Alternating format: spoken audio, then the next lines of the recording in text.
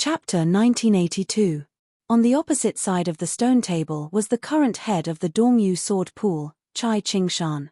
Although Chai Qingshan's status in the pugilistic world and reputation in the Central Plains was much higher than the reclusive sword-eating ancestor, in terms of seniority in the pugilistic world, the 70-year-old Chai Qingshan was still one or even two generations younger than Sui Xiejiyu.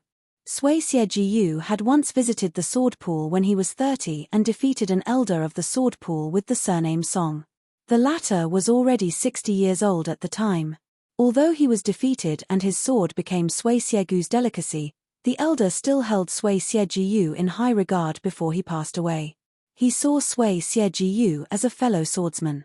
When the young Chai Qingshan entered the Dongyu sword pool as an outsider, he became the brother of the previous head of the Dongyu sword pool. He was taught by the previous head of the sect, Song Nianqing. Therefore, when he finally saw Sui Xiejiyu in person today, Chai Qingshan bowed respectfully. Sui Xiejiyu recalled the past and said slowly, "Back then, whenever Li Chungang defeated a famous swordsman in the pugilistic world, I would follow closely behind and join in the fun. However, after some swordsmen lost to Li Chungang, their sword hearts were covered in dust and their sword wills were shattered. Naturally, I had an unfair advantage." At this point, Sui Xiejiyu glanced at Chai Qingshan and sneered, "Song Nianqing's father, your master, was such a person. He could not afford to lose and after being humiliated, he died in depression. On the other hand, although your martial granduncle's swordsmanship was not as good as his nephew's, his temperament was clearly more tenacious. After losing to me, he trained himself for 20 years. When we fought again, he still lost. But do you know what that 100-year-old old man said with a smile when he saw me break his sword with his own eyes?" Chai Qingshan shook his head. Sui Xiejiyu narrowed his eyes and sighed. That old man laughed and said that his mother's life was only 100 years. How could a 3-foot sword be enough? This old man still wants to practice swordsmanship in his next life and the next 100 years.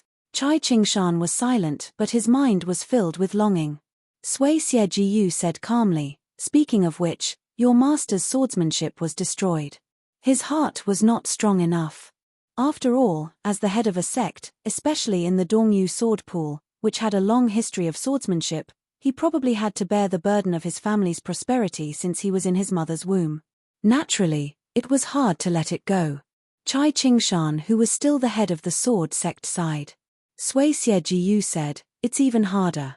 Chai Qingshan was stunned. At this moment, Hong Shuwen, who did not leave North Jebei City with Wang Ji and Huang Xiaokuai, walked into the courtyard. He was holding a huge wooden box. His expression was as if someone owed him 1,000,000 taels of silver. He slammed the wooden box on the stone table. He stared at Sui Xiejiyu and said, "His Highness asked me to bring this to you. There are 6 swords in a box. Other than the 2 swords of Fuji of Shu, there are also the 4 swords of Jingsha and Dragon's Scale that were kept in Tide Listening Pavilion for many years." Sui Xiejiyu casually opened the wooden box. The sword chi was dense, the small courtyard was like it was in the middle of winter. There were indeed many peerless and famous swords, like each and every one of the beauties who were beautiful enough to cause the downfall of a city, but were kept in their boudoir. Sui Xiejiyu muttered to himself, "It's rare for that kid to make a loss." Sui Xiejiyu waved his sleeves and closed the sword box. He raised his head and smiled. "This is definitely not your Highness' original intention. If I'm not wrong, it's Xu Weixiong's daughter's idea." Hong Shuwen was not in awe of some sword-eating ancestor. He said unhappily, "I'm only responsible for sending the swords here." Just as the young man was about to turn and leave, Sui Xiejiyu suddenly opened his mouth and said, "For swords should be enough for me to make a move. You can take back 2 swords. This old man is not someone who would take advantage of a burning house." Hong Shuwen bent down at lightning speed and opened the sword box. He hurriedly asked, "Senior Sui, may I ask which 2 swords of Fuji are?" Sui Xiejiyu laughed coldly and could not be bothered to answer. The sword was named Fuji. It was very easy to recognize. The body of the sword was long and narrow and there were inscriptions on the scabbard. Hong Shuwen did not spend any effort to identify it. However, he was not sure which sword was the Fuji that was equally famous as Fuji. After much difficulty, he identified the other 3 swords. In the end, he had to choose between two swords. He was hesitant as he was afraid that if he took the wrong one, he would cause His Highness to suffer a huge loss. Sui Xie Jiyu reached out and twirled his snow-white eyebrows with a playful smile. Hong Shu Wen gritted his teeth and was about to pick up an ancient sword that looked like a Fu Ji. Just as he grabbed the scabbard, he heard Sect Master Chai of the Dongyu sword pool cough softly. Hong Shu Wen immediately put down the long sword in his hand and grabbed the other sword in the black scabbard. He held one sword in each hand and laughed happily as he left quickly. Chai Qingshan hesitated and said, "I hope Senior will not take it to heart." Sui Xie Jiyu had an indifferent expression. "It does not matter." At dusk, an old man in scholarly robes who had taken off his Daoist robes slowly walked towards the bridge towards the north. A tall woman in white blocked his path on the bridge. The old man did not care. He walked onto the bridge and asked with a smile, "Celestials, why are you making things difficult for immortals?" The woman with snow-white eyes said coolly, "The heavens will not tolerate the actions of great rebels." The old man smiled and pretended to be surprised. "Oh." The tall woman was the Qi cultivator Grandmaster Tantai Pingjing. Her gaze grew sharper. "Zhao Changling, you were not suppressed in the water-moon sky well back then because the heavens had given you a way out. I advise you not to reach for a yard after being given an inch." The old man made a sound of acknowledgement. "So what?" She stood in the middle of the bridge. "If you dare to come forward, even if I have to fight Hsu Fengnian, I will destroy your soul." The old man laughed. "You scared me to death." The old man suddenly stopped smiling. "Pity, I am the immortal of the heavens, Zhao Changling." Chapter 1983. Facing Zhao Changling, who called himself an immortal, Tantai Pingjing showed a hint of disdain. "Banished immortals are banished immortals. Do you think that you are a Daoist spiritual master of the mortal world, and that no matter where you are seen as an unreachable immortal by the people?" Tantai Pingjing was undoubtedly the only remaining great grandmaster of the Qi cultivators in the mortal world. She exposed Zhao Changling's past. When immortals came to the mortal world, they were no longer immortals of longevity.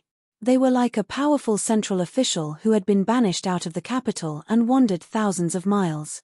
While they would not become homeless dogs, their power was far less than in the past. When in Rome, do as the Romans do, and follow the local rules. Back then, in the battle outside the Imperial Astronomer, Hsu Fengnian had used his power to kill countless ancestors of Longhu Mountain who had walked out of the statues. He had the advantage of the mortal world. If Hsu Fengnian was someone who had ascended from the mortal world, and met so many ancestors of Longhu Mountain who had achieved longevity, he would undoubtedly lose. Compared to Zhao Changling's bravado at this moment, Tantai Pingjing was more curious about how this person had been able to escape the heavenly way, and escape as a scholar after death, and not become an incomplete soul in the well. Zhao Changling did not continue forward. He stood near the railing of the bridge and looked at the quietly flowing river. The river flowed endlessly, and did not give up day or night. The old man, dressed in ancient spring and autumn scholarly robes, had his hands behind his back as he thought of the past. He frowned as though he thought of many heavy matters that could not be mentioned. One of the three great demons of the spring and autumn period, the butcher Xu Xiao. This great general of Liang, whose achievements shocked the emperor, his life could be divided into two parts. Before this, he had worked for the old emperor of Liang, Zhao Li. After that, the incense that the Shu and Zhao families had accumulated over the years was almost completely gone.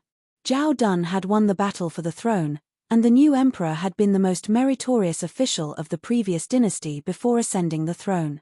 There was a grudge between the two families. The Shu and Zhao families started to be strangers. Zhong Julu's court reached the top, and opened the peak of the imperial court's secret encirclement and suppression of the Beiliang frontier army. In the imperial examinations, there was a threshold for Beiliang scholars to enter the bureaucracy of the Central Plains. He used Cai Nan, a direct descendant of Jiyu Zhentang, and the Duke of Huainan Zhao Ying to work together to impede the Beiliang. In the end, the Shu family, including the Shu family, became non-human beings. They lived in a corner of the northwest of the Central Plains, and were not seen as people of the Central Plains. The reason why Li Yishan was seen as the least outstanding of the top strategists of the spring and autumn period was largely because after Zhao Changling's death, he did not turn the tide and successfully help the Shu family and Beiliang integrate into the Central Plains. This caused the Zhao imperial court to view Beiliang as a great threat. Because of this, the Shu family and Zhao families had no victories to speak of. The Shu family's cavalry, as the cornerstone of the border army, had never received the financial support of the Central Plains.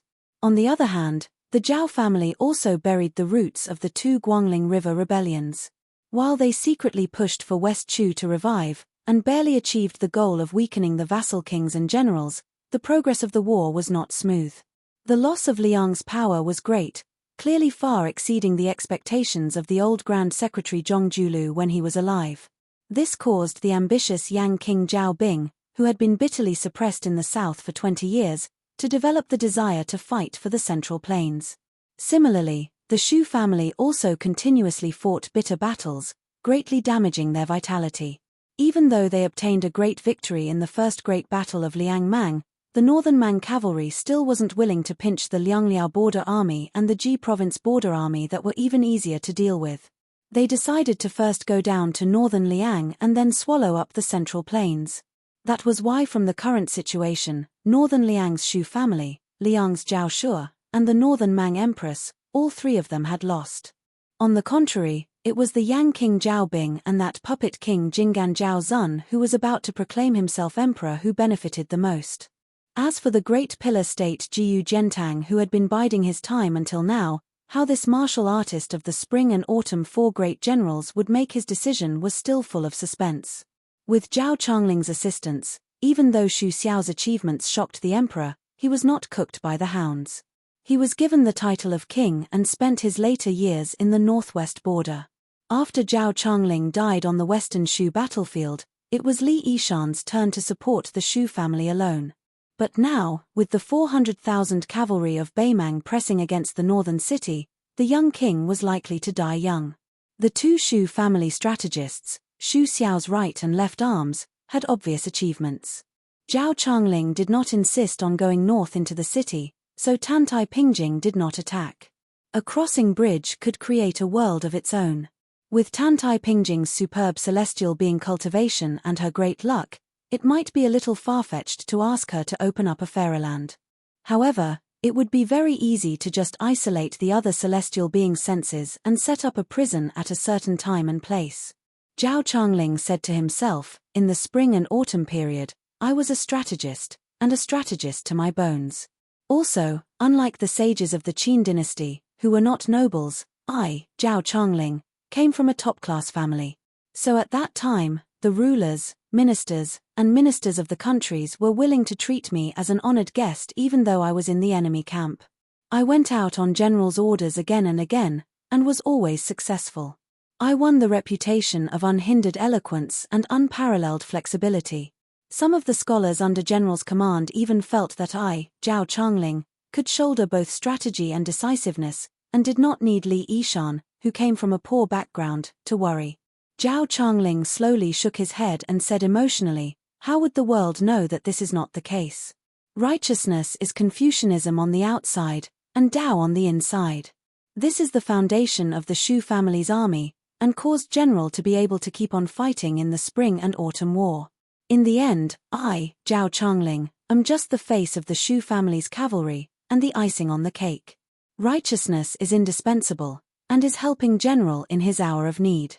20 years ago, righteousness might not have been able to do better than me, or worse. But in the spring and autumn war, I am far inferior to righteousness. I fear that the so-called 300,000 Beiliang cavalry in the world has already fallen apart, or become a wedding dress for others. Zhao Changling suddenly turned and smiled. The heavens are clear, and retribution is not good. Sect Master Tantai, are you curious why the heavens have opened a path for me? Tantai Pingjing was cold and silent, and did not speak. Zhao Changling did not care. He looked up at the sky.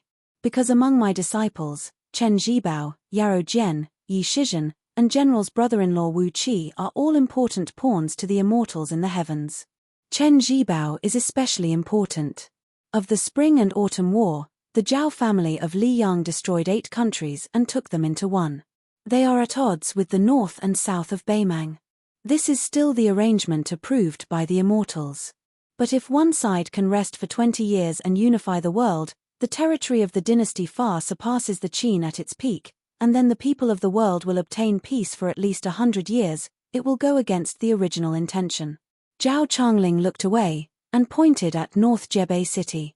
So even if Hsu Fengnian can succeed in inheriting the throne, he should die outside Liangju Pass, under the hooves of the grassland warhorses.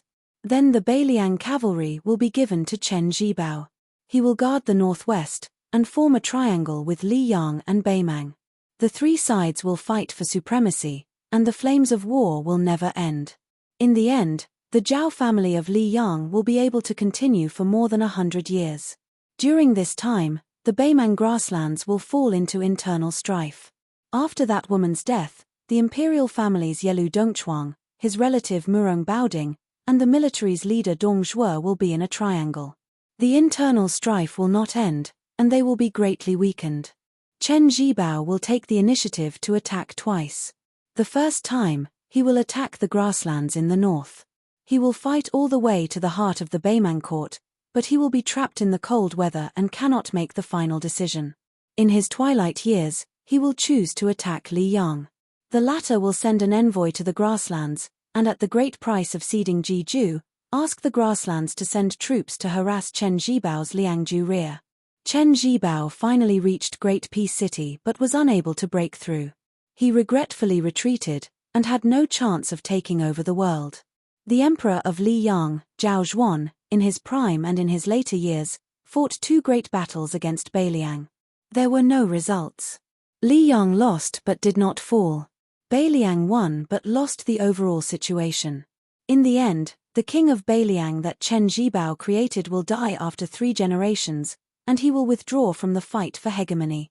Zhao Changling laughed out loud. This may be the earliest trend of the world in the eyes of that strange person, Huang Longsha. But it is a pity that the talented Hsu Fengnian sought his own death. He changed the established situation on the spur of the moment, and caused Hsu Fengnian's rise to be unstoppable. It forced Chen Zhibao, who retreated in order to advance, to still be unable to smoothly take over the 300,000 cavalry. Everything is in chaos. If Zhao Ningxian invited the first grandmasters of Longhu Mountain to fight Hsu Fengnian at the Spring God Lake, it was just a clever test by the mastermind behind the scenes, to test the bottom line of a certain great person in the heavens. Then after Li Yang Zhao broke the rules and invited the grandmasters of Longhu Mountain who have been worshipped for countless years. The immortals in the heavens turned a blind eye, and broke the rules they set. As to the recent almost blatant plans to increase Beimang's power, they are shedding all pretense. Chapter 1984. Zhao Changling pointed at the sky, and then at his feet. His smile was slightly mocking. Actually, everywhere is the same. There is no faction fighting. Some things have to be done before they stop. One side finished singing, the other side appeared. You go back and forth. In fact, many ancient sayings from the human world have already explained the principles of the heavens and the world. Finished. To tell you the truth, the important person who chose you, Tantai Pingjing, used immortal methods back then to make the heavens give me a way out. This is not his act of rewarding a meritorious official, but some things have to be cleaned up. Otherwise, if there is evidence left behind, it will not be easy to clean up. Also, he needs me to help keep an eye on Chen Zhibao. Otherwise, how do you think Chen Zhibao could become a fake Confucian saint so quickly after becoming a king and vassal of the Western Shu sect? It is not that there is no such thing in the world, but it needs to be accumulated over a long period of time to make the water flow into a canal. Chen Zhibao becoming a half-step Confucian saint was like pulling up seedlings to help them grow. It was forced on his fate. There was no other way. Huang Longsha caused trouble. First, he pestered endlessly and was extremely rude. Then, he handed it to Hsu Fengnian to continue playing. Originally, with Chen Zhibao's temperament and foundation, he could naturally become a Confucian saint in the future. Tantai Pingjing finally asked, after Cao Changqing died, of the 3 portions of fate, the largest portion was scattered to the Guangling sect. The smallest portion was intercepted by me. The third portion was a transaction. It was the prerequisite for the first portion to successfully merge into the Old West Shu territory. This last portion should have gone to Western Shu. Why was Chen Zhibao unwilling to accept it? Zhao Changling was very proud. After inexplicably becoming a half-baked Confucian saint, how could my proud disciple not sense it? Later, he cooperated with the ambitious Xie Feiyu. The two appeared to be united, but were divided at heart. Chen Zhibao was just feigning civility. Also, with his conceit, how could he be willing to accept a favor that was so easily obtained? The disciple that I, Zhao Changling, chose, Chen Zhibao, is a great talent that has not appeared in 500 years. Tantai Pingjing sneered and said, the founding emperor of the Great Feng dynasty reincarnated as a banished immortal. He is indeed worthy of the saying that he has not appeared in the world for 500 years. Zhao Changling asked with a smile, Tantai Pingjing, do you want to know which immortal you are? This old man can answer your questions and tell you about your past and present lives. The great Grandmaster Qi refinement warrior whose nature had always been close to the ruthless nature of heaven seemed to have his reverse scale touched. He flew into a rage for the first time and said sternly, how dare you? Zhao Changling smiled and said leisurely, if I have no hatred in my eyes and do not believe that there will be white hair in the world, the ancients did not lie to me. Tantai Pingjing narrowed her eyes with murderous intent. Although her snow-white robe looked calm on the whole, ripples could be seen on it if one looked closely, like fine spring water flowing through a bluestone. In the river under their feet, a slender unknown wild fish suddenly jumped out of the water and then fell back into the water. Zhao Changling smiled knowingly. Tantai Pingjing also smiled. You've done everything you can to ruin my state of mind. Are you hoping to tell Shu Fengnian in North Jebei City where we are? Zhao Changling waved his hand and said, from the start of my journey to the north, you have been hiding from the heavens.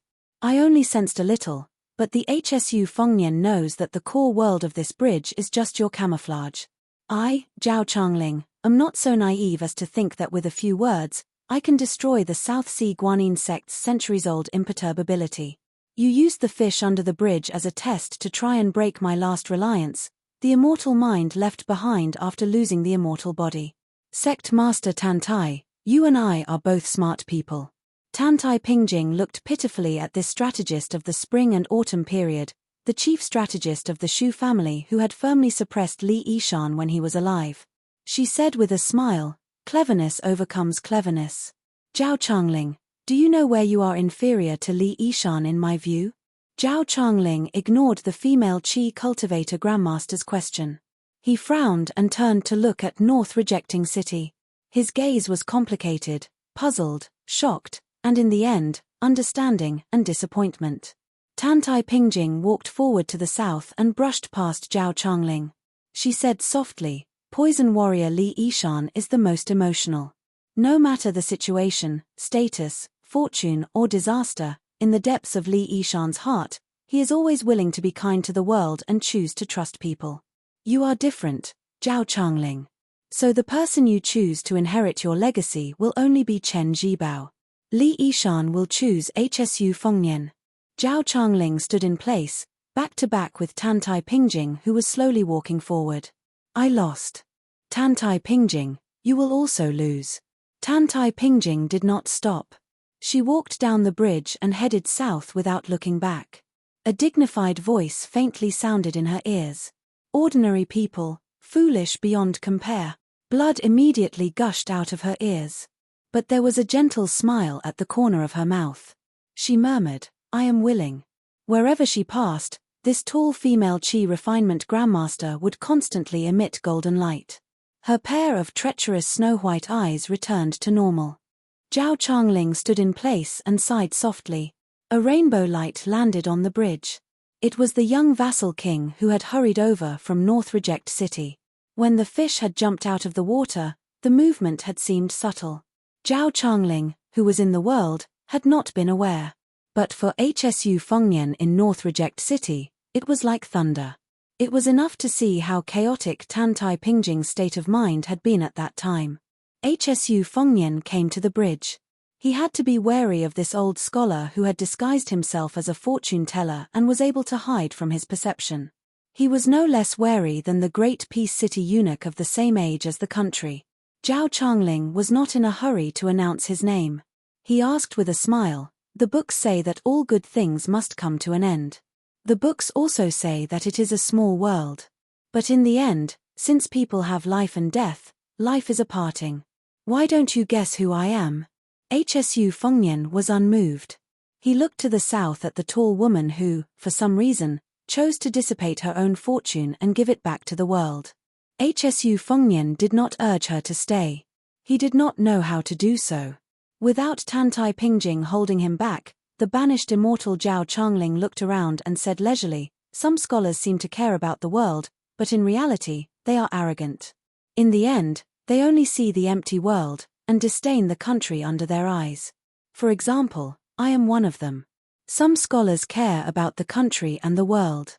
In the spring and autumn period, only Huang Longsha and Li Yishan are like that."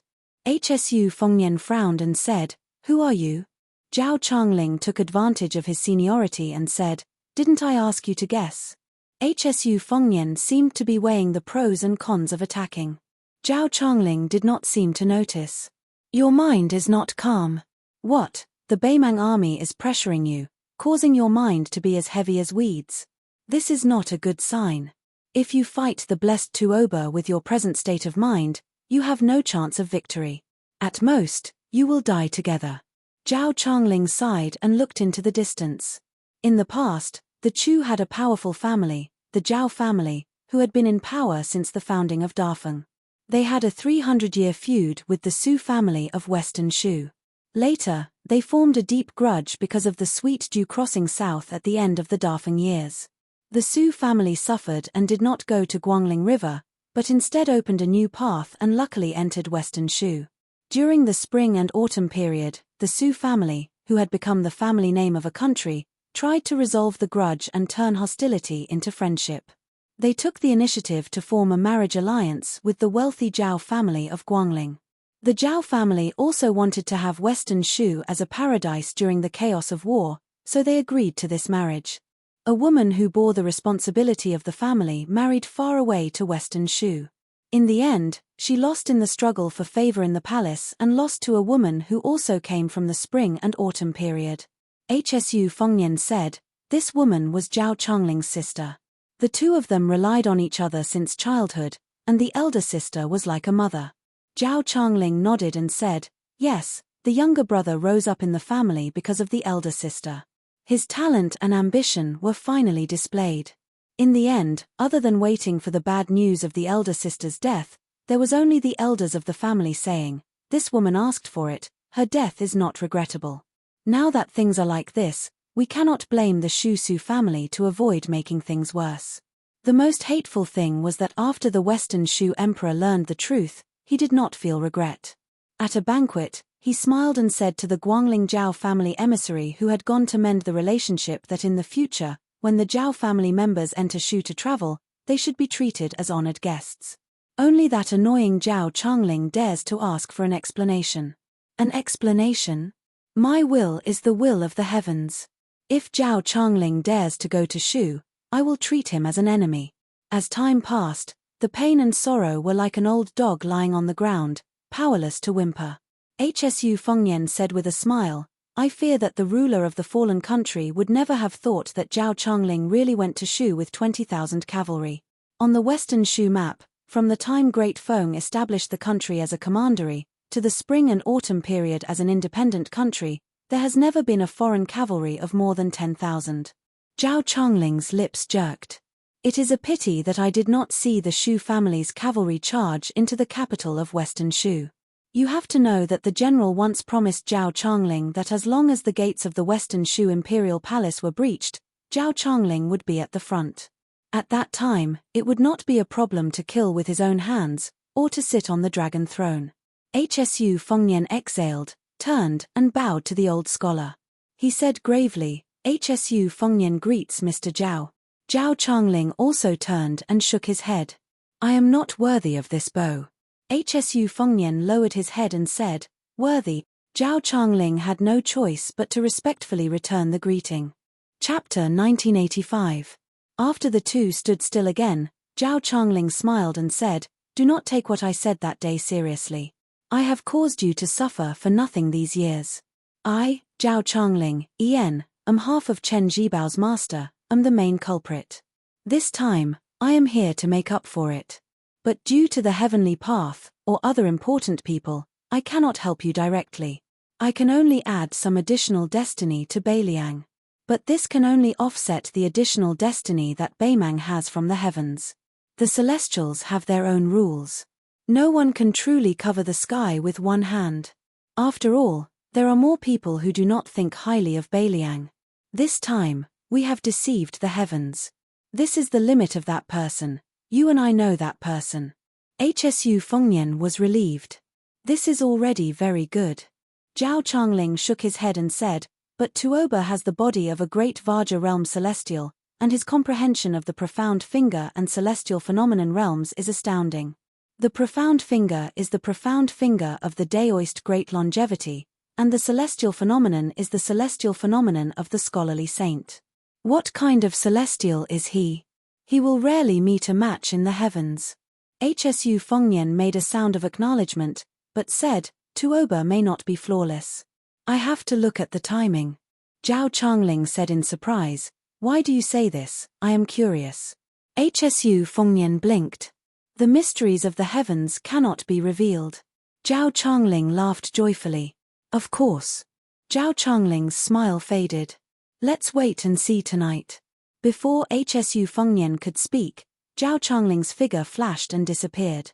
"I will walk around and take this chance to say some inhumane things to Ishan." Hsu Fengnian did not return to the study. Instead, he went straight to the backyard. Jiao was teasing the big cat. The so-called big cat was different from the stray cats in the streets. In fact, this cat was still young. It liked to eat bamboo, but it was not a vegetarian. The war was imminent. Whether it was for public or private reasons, Xu Fengnian could not use the spies of the Fu Shui chamber and the soldiers within his borders to transport it to the north-resisting city. Xu Fengnian's intention was simple. If the situation became worse, the girl Jiao should not die here. He hoped that she could leave the north-resisting city, leave the Guanay, and even leave the northern Liang for the sake of this big cat. She could go to western Shu, which had not been affected by the war, and take the big cat to a place where the bamboo was as dense as the sea. Xu Ying's whereabouts were unknown. She should have left the city. Jiang Ni sat on a small stool in a daze. Even when Hsu Fengnian walked in front of her, she did not come back to her senses. Hsu Fengnian smiled and waved his hand in front of her eyes. She finally woke up and glared at him. Hsu Fengnian sat next to her. "I know you will not leave, but I hope you can do one thing. Only if you agree, will I let you stay in north-resisting city." Jiang Ni nodded. "Speak." Hsu Fengnian grinned. "I will take it that you have agreed." Jiang Ni widened her limpid eyes, her face filled with resentment. Hsu Fengnian put his hands behind his head and said softly, "It is good to be alive." Jiang Ni said in exasperation, "Nonsense." Xu Fengnian solemnly retorted, "That's not nonsense." Jiang Ni turned around and asked curiously, "You just went out and floated here and there. How carefree. Don't tell me you accidentally hit your head on the ground and became stupid." Hsu Fengnian leaned forward and said with a smile, "Why don't you touch it?"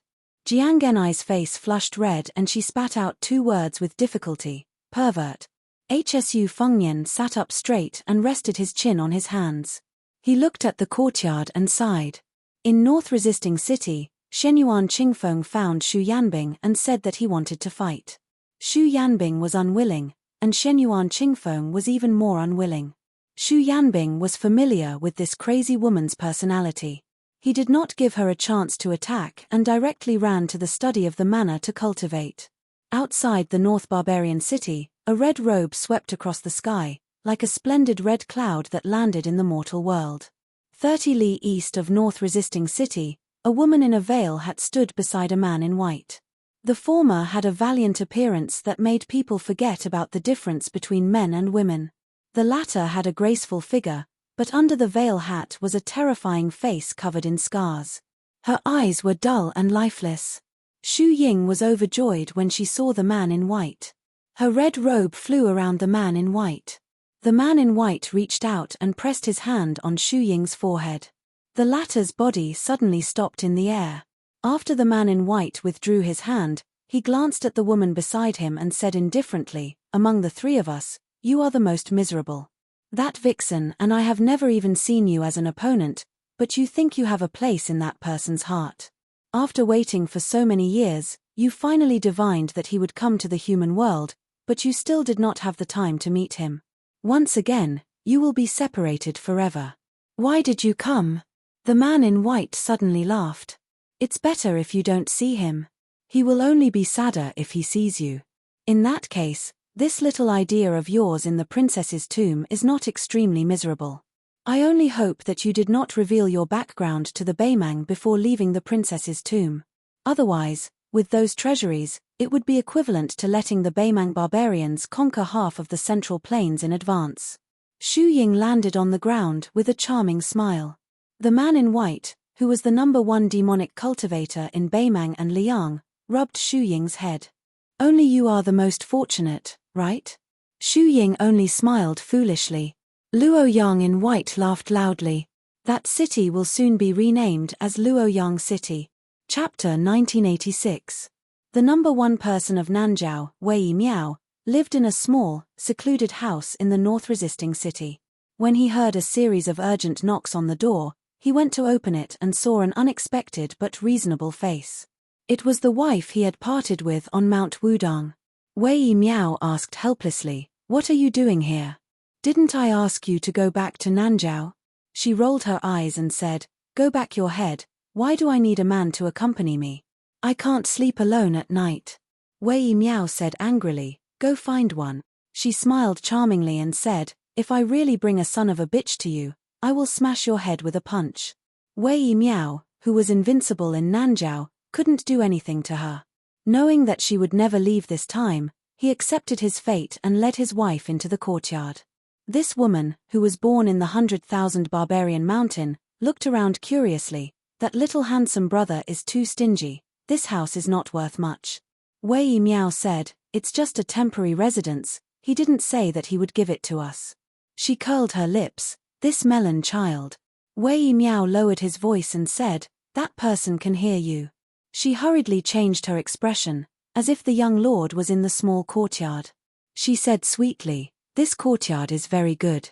Wei Miao held back his laughter. In the end, this old man and his wife sat side by side on the steps.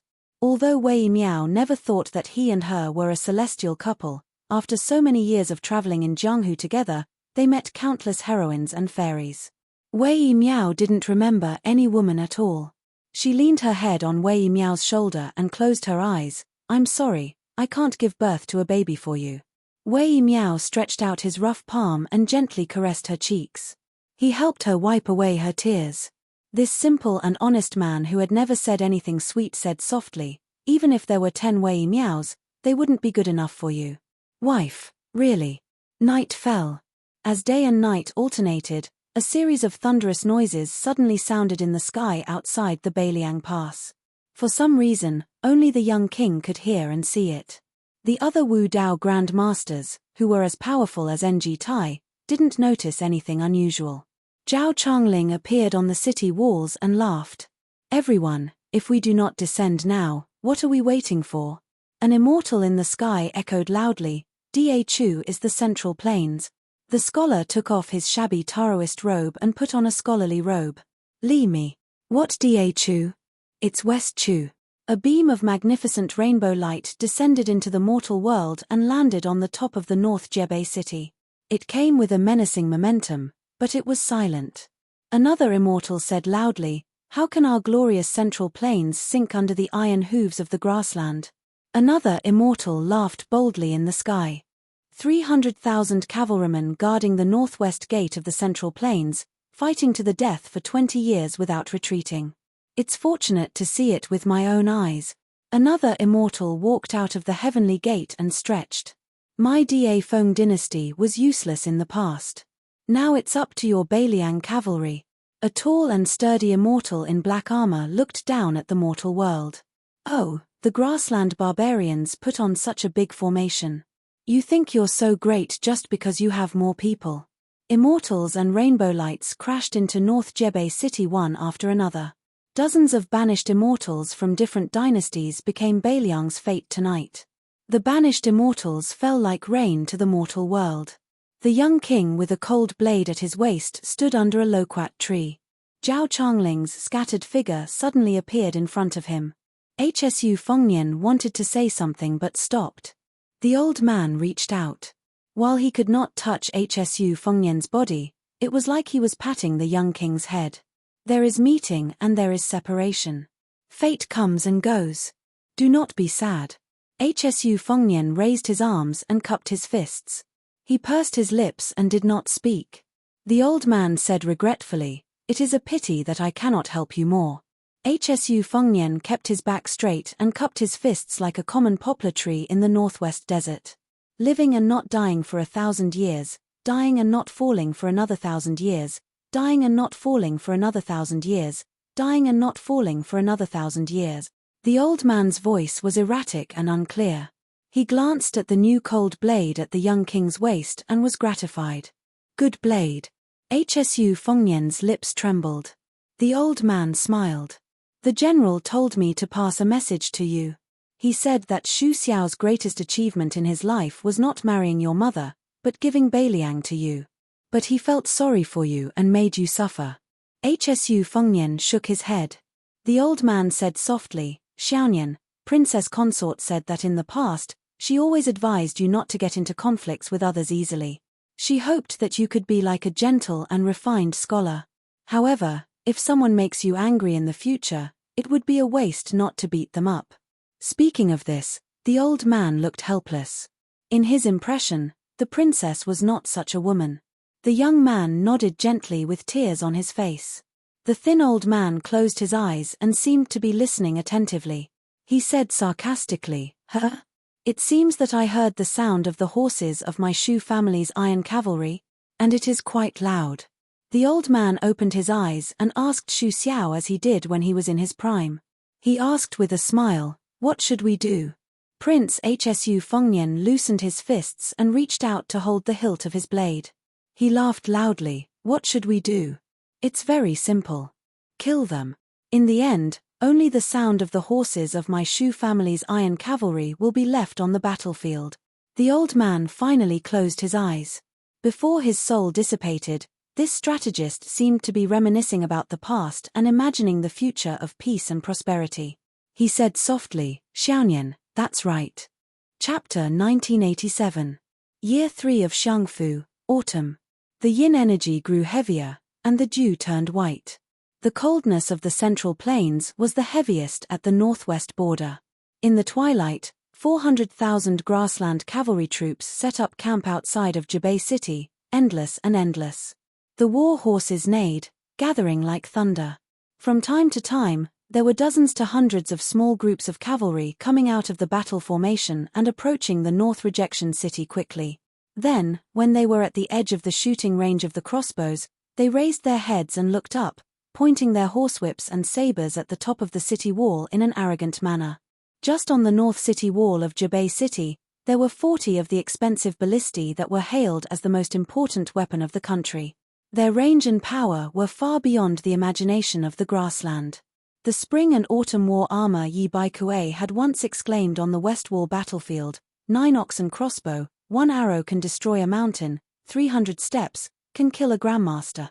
However, for some reason, facing the Beimang cavalry troops that were outside the range of normal crossbows, the Beiliang city wall ballistae did not move at all.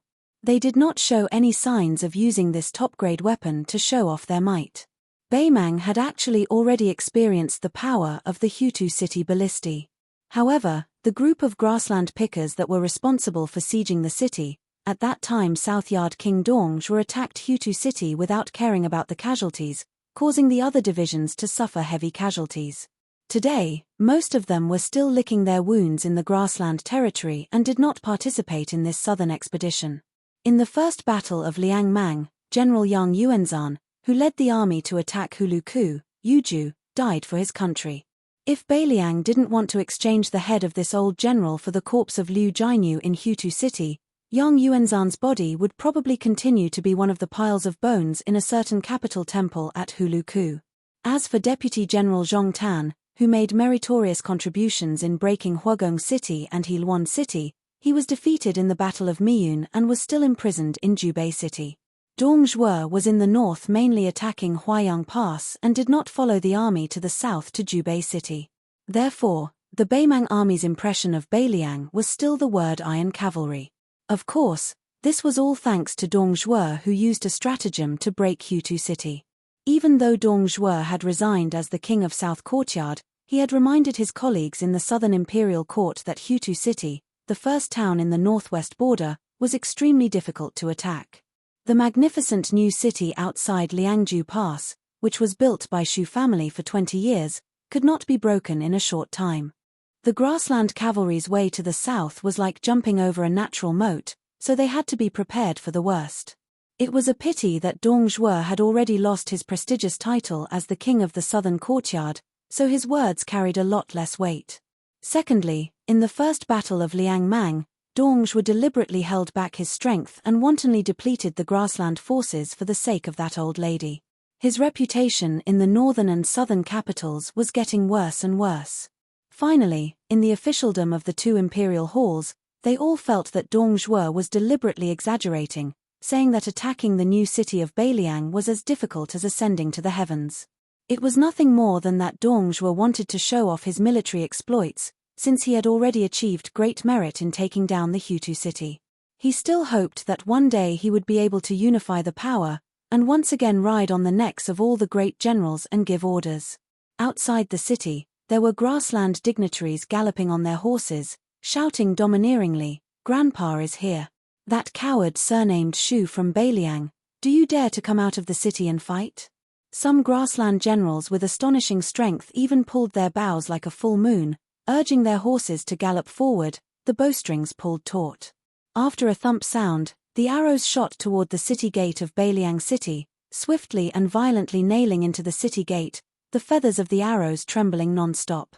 When these famous archers of the grassland turned their horses back, they won the deafening cheers in front of Beimang's main camp.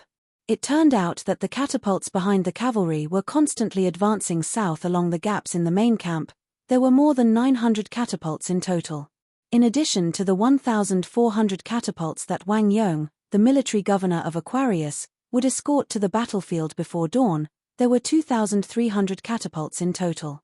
Moreover, there were so many boulders that it was said that they had emptied the two opposing mountain peaks in the Southern Dynasty's Dragon Waste State. It was said that His Majesty the Emperor of Beimang and the military governor of Taiping had personally taken the time to go there. The old woman who wore a dragon robe and spoke of the heavenly law had personally conferred the two mountains as the mountain gods of the state. She had promised that when Beiliang City was breached in the future and the grassland finally unified the Central Plains, the two mountain gods who had temporarily lost their foundation would be able to rule over the two mountains respectively.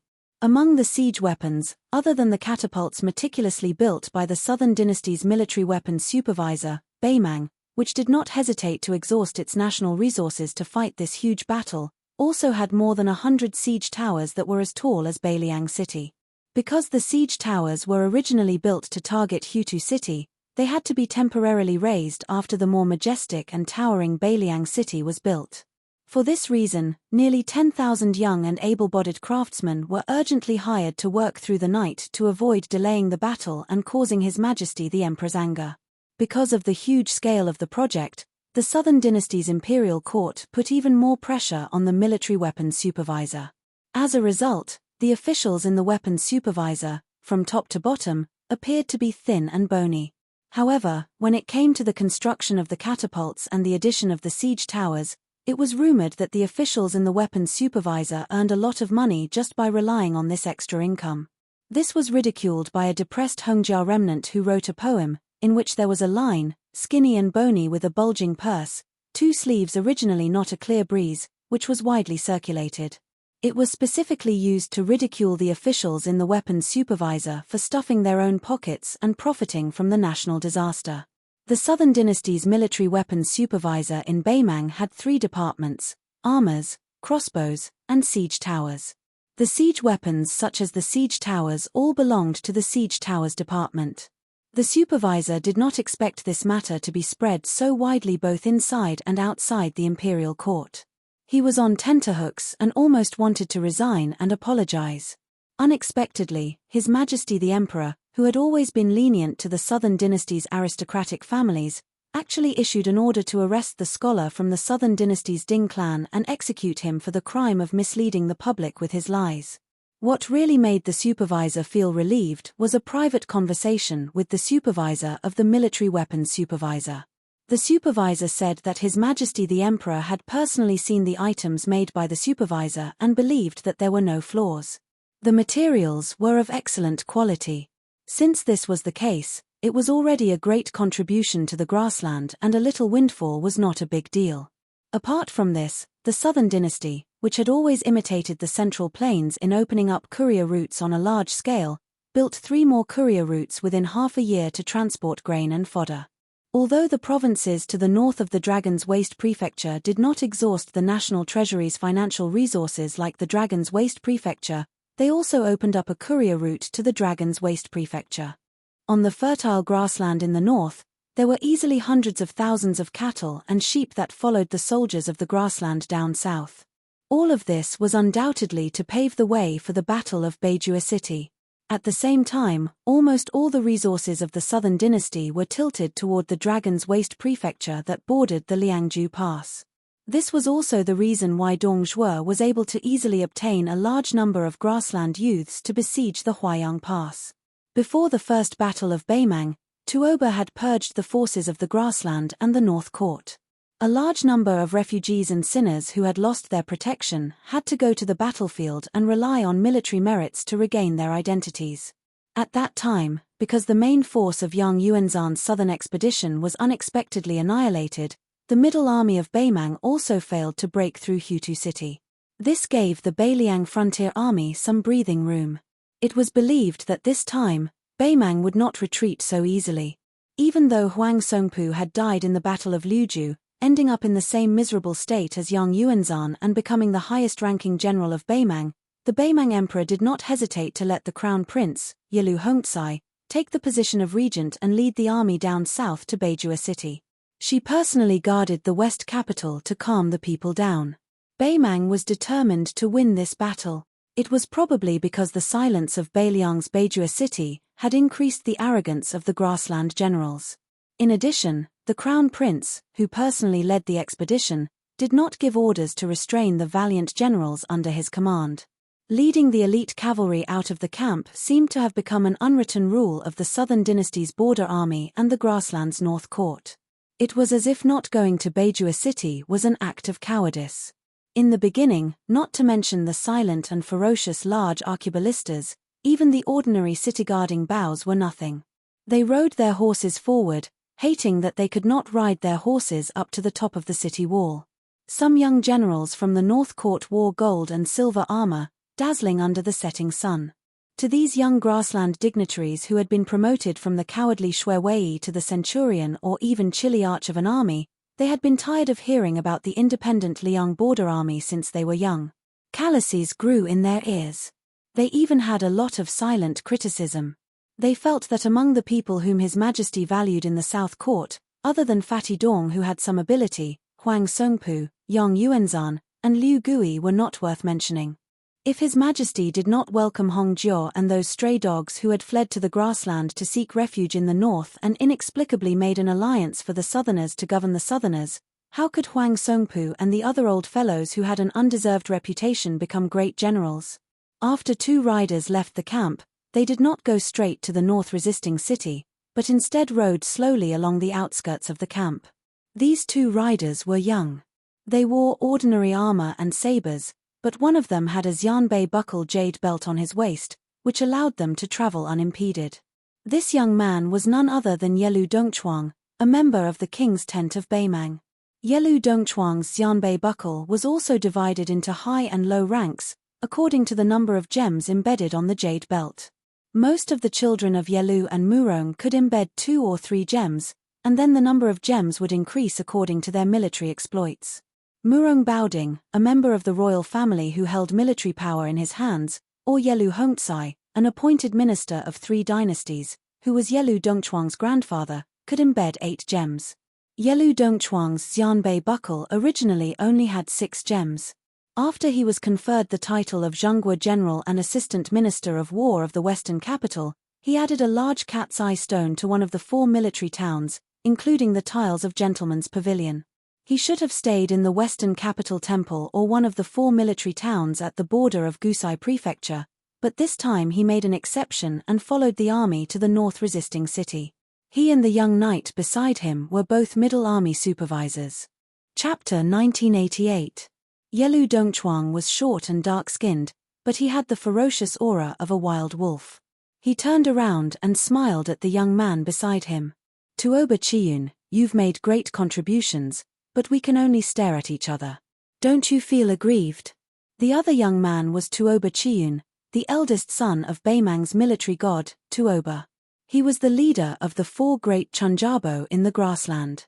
Compared to Xia Chunjabo, Zhong Tan, Qiu Chunjabo, Boa Hui, and Dong Jabo King Jing Chong, he had a stronger background.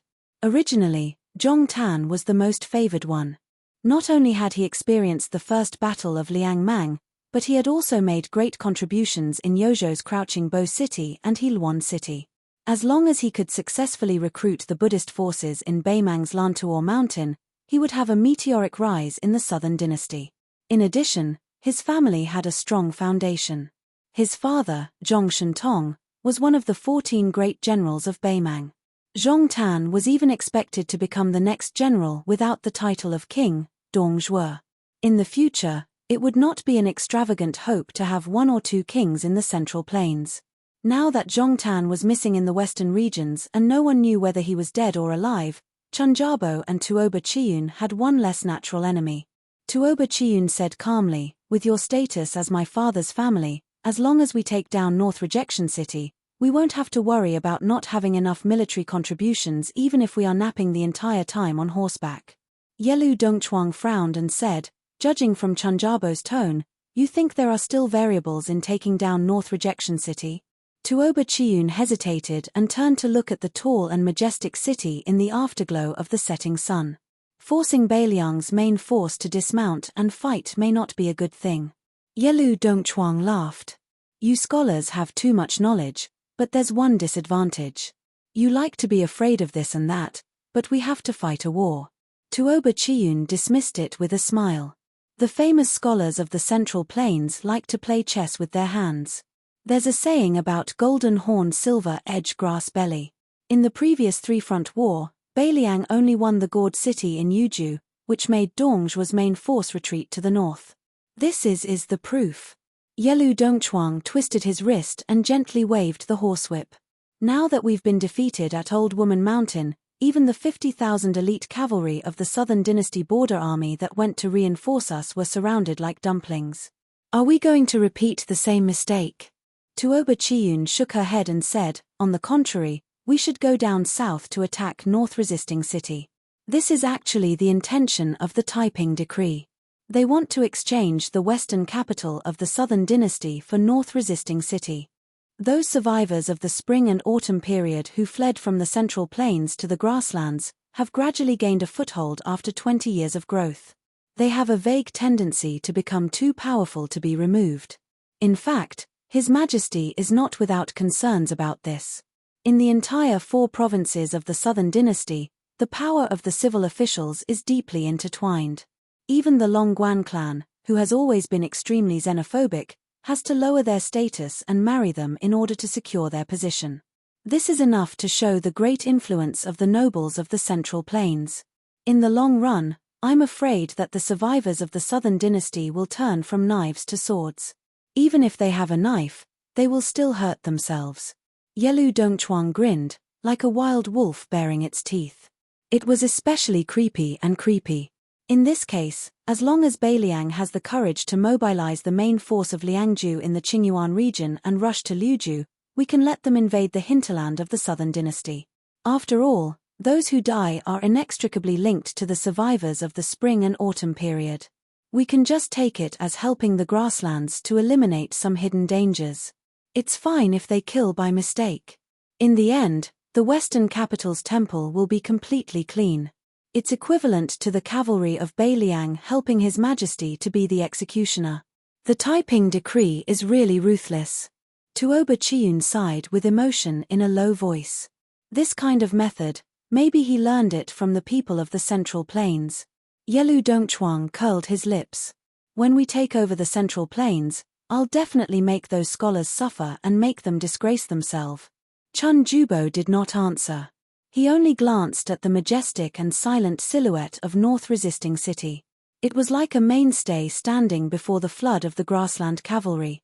It quietly gathered the vigorous fate of the Central Plains in the past 800 years. Within the siege of Beimang's western capital, an old woman with a hunched back walked under the walls. Her small and slow steps just happened to step on the boundary between the afterglow of the setting sun and the thick shadows. Beside the old woman silently followed the Taiping decree of the chess and sword music school. He was an imperial tutor and an old man whose ambition did not lie in North Resisting City in the northwest but in Great Peace City in the Central Plains.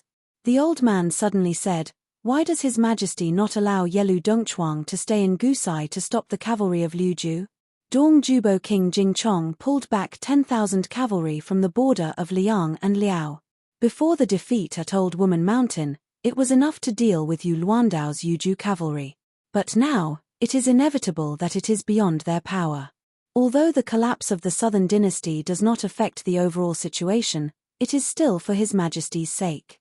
Even if the older generation of Hongjiao people have retired from the officialdom, there is no lack of smart people. Perhaps they will be wary because of this.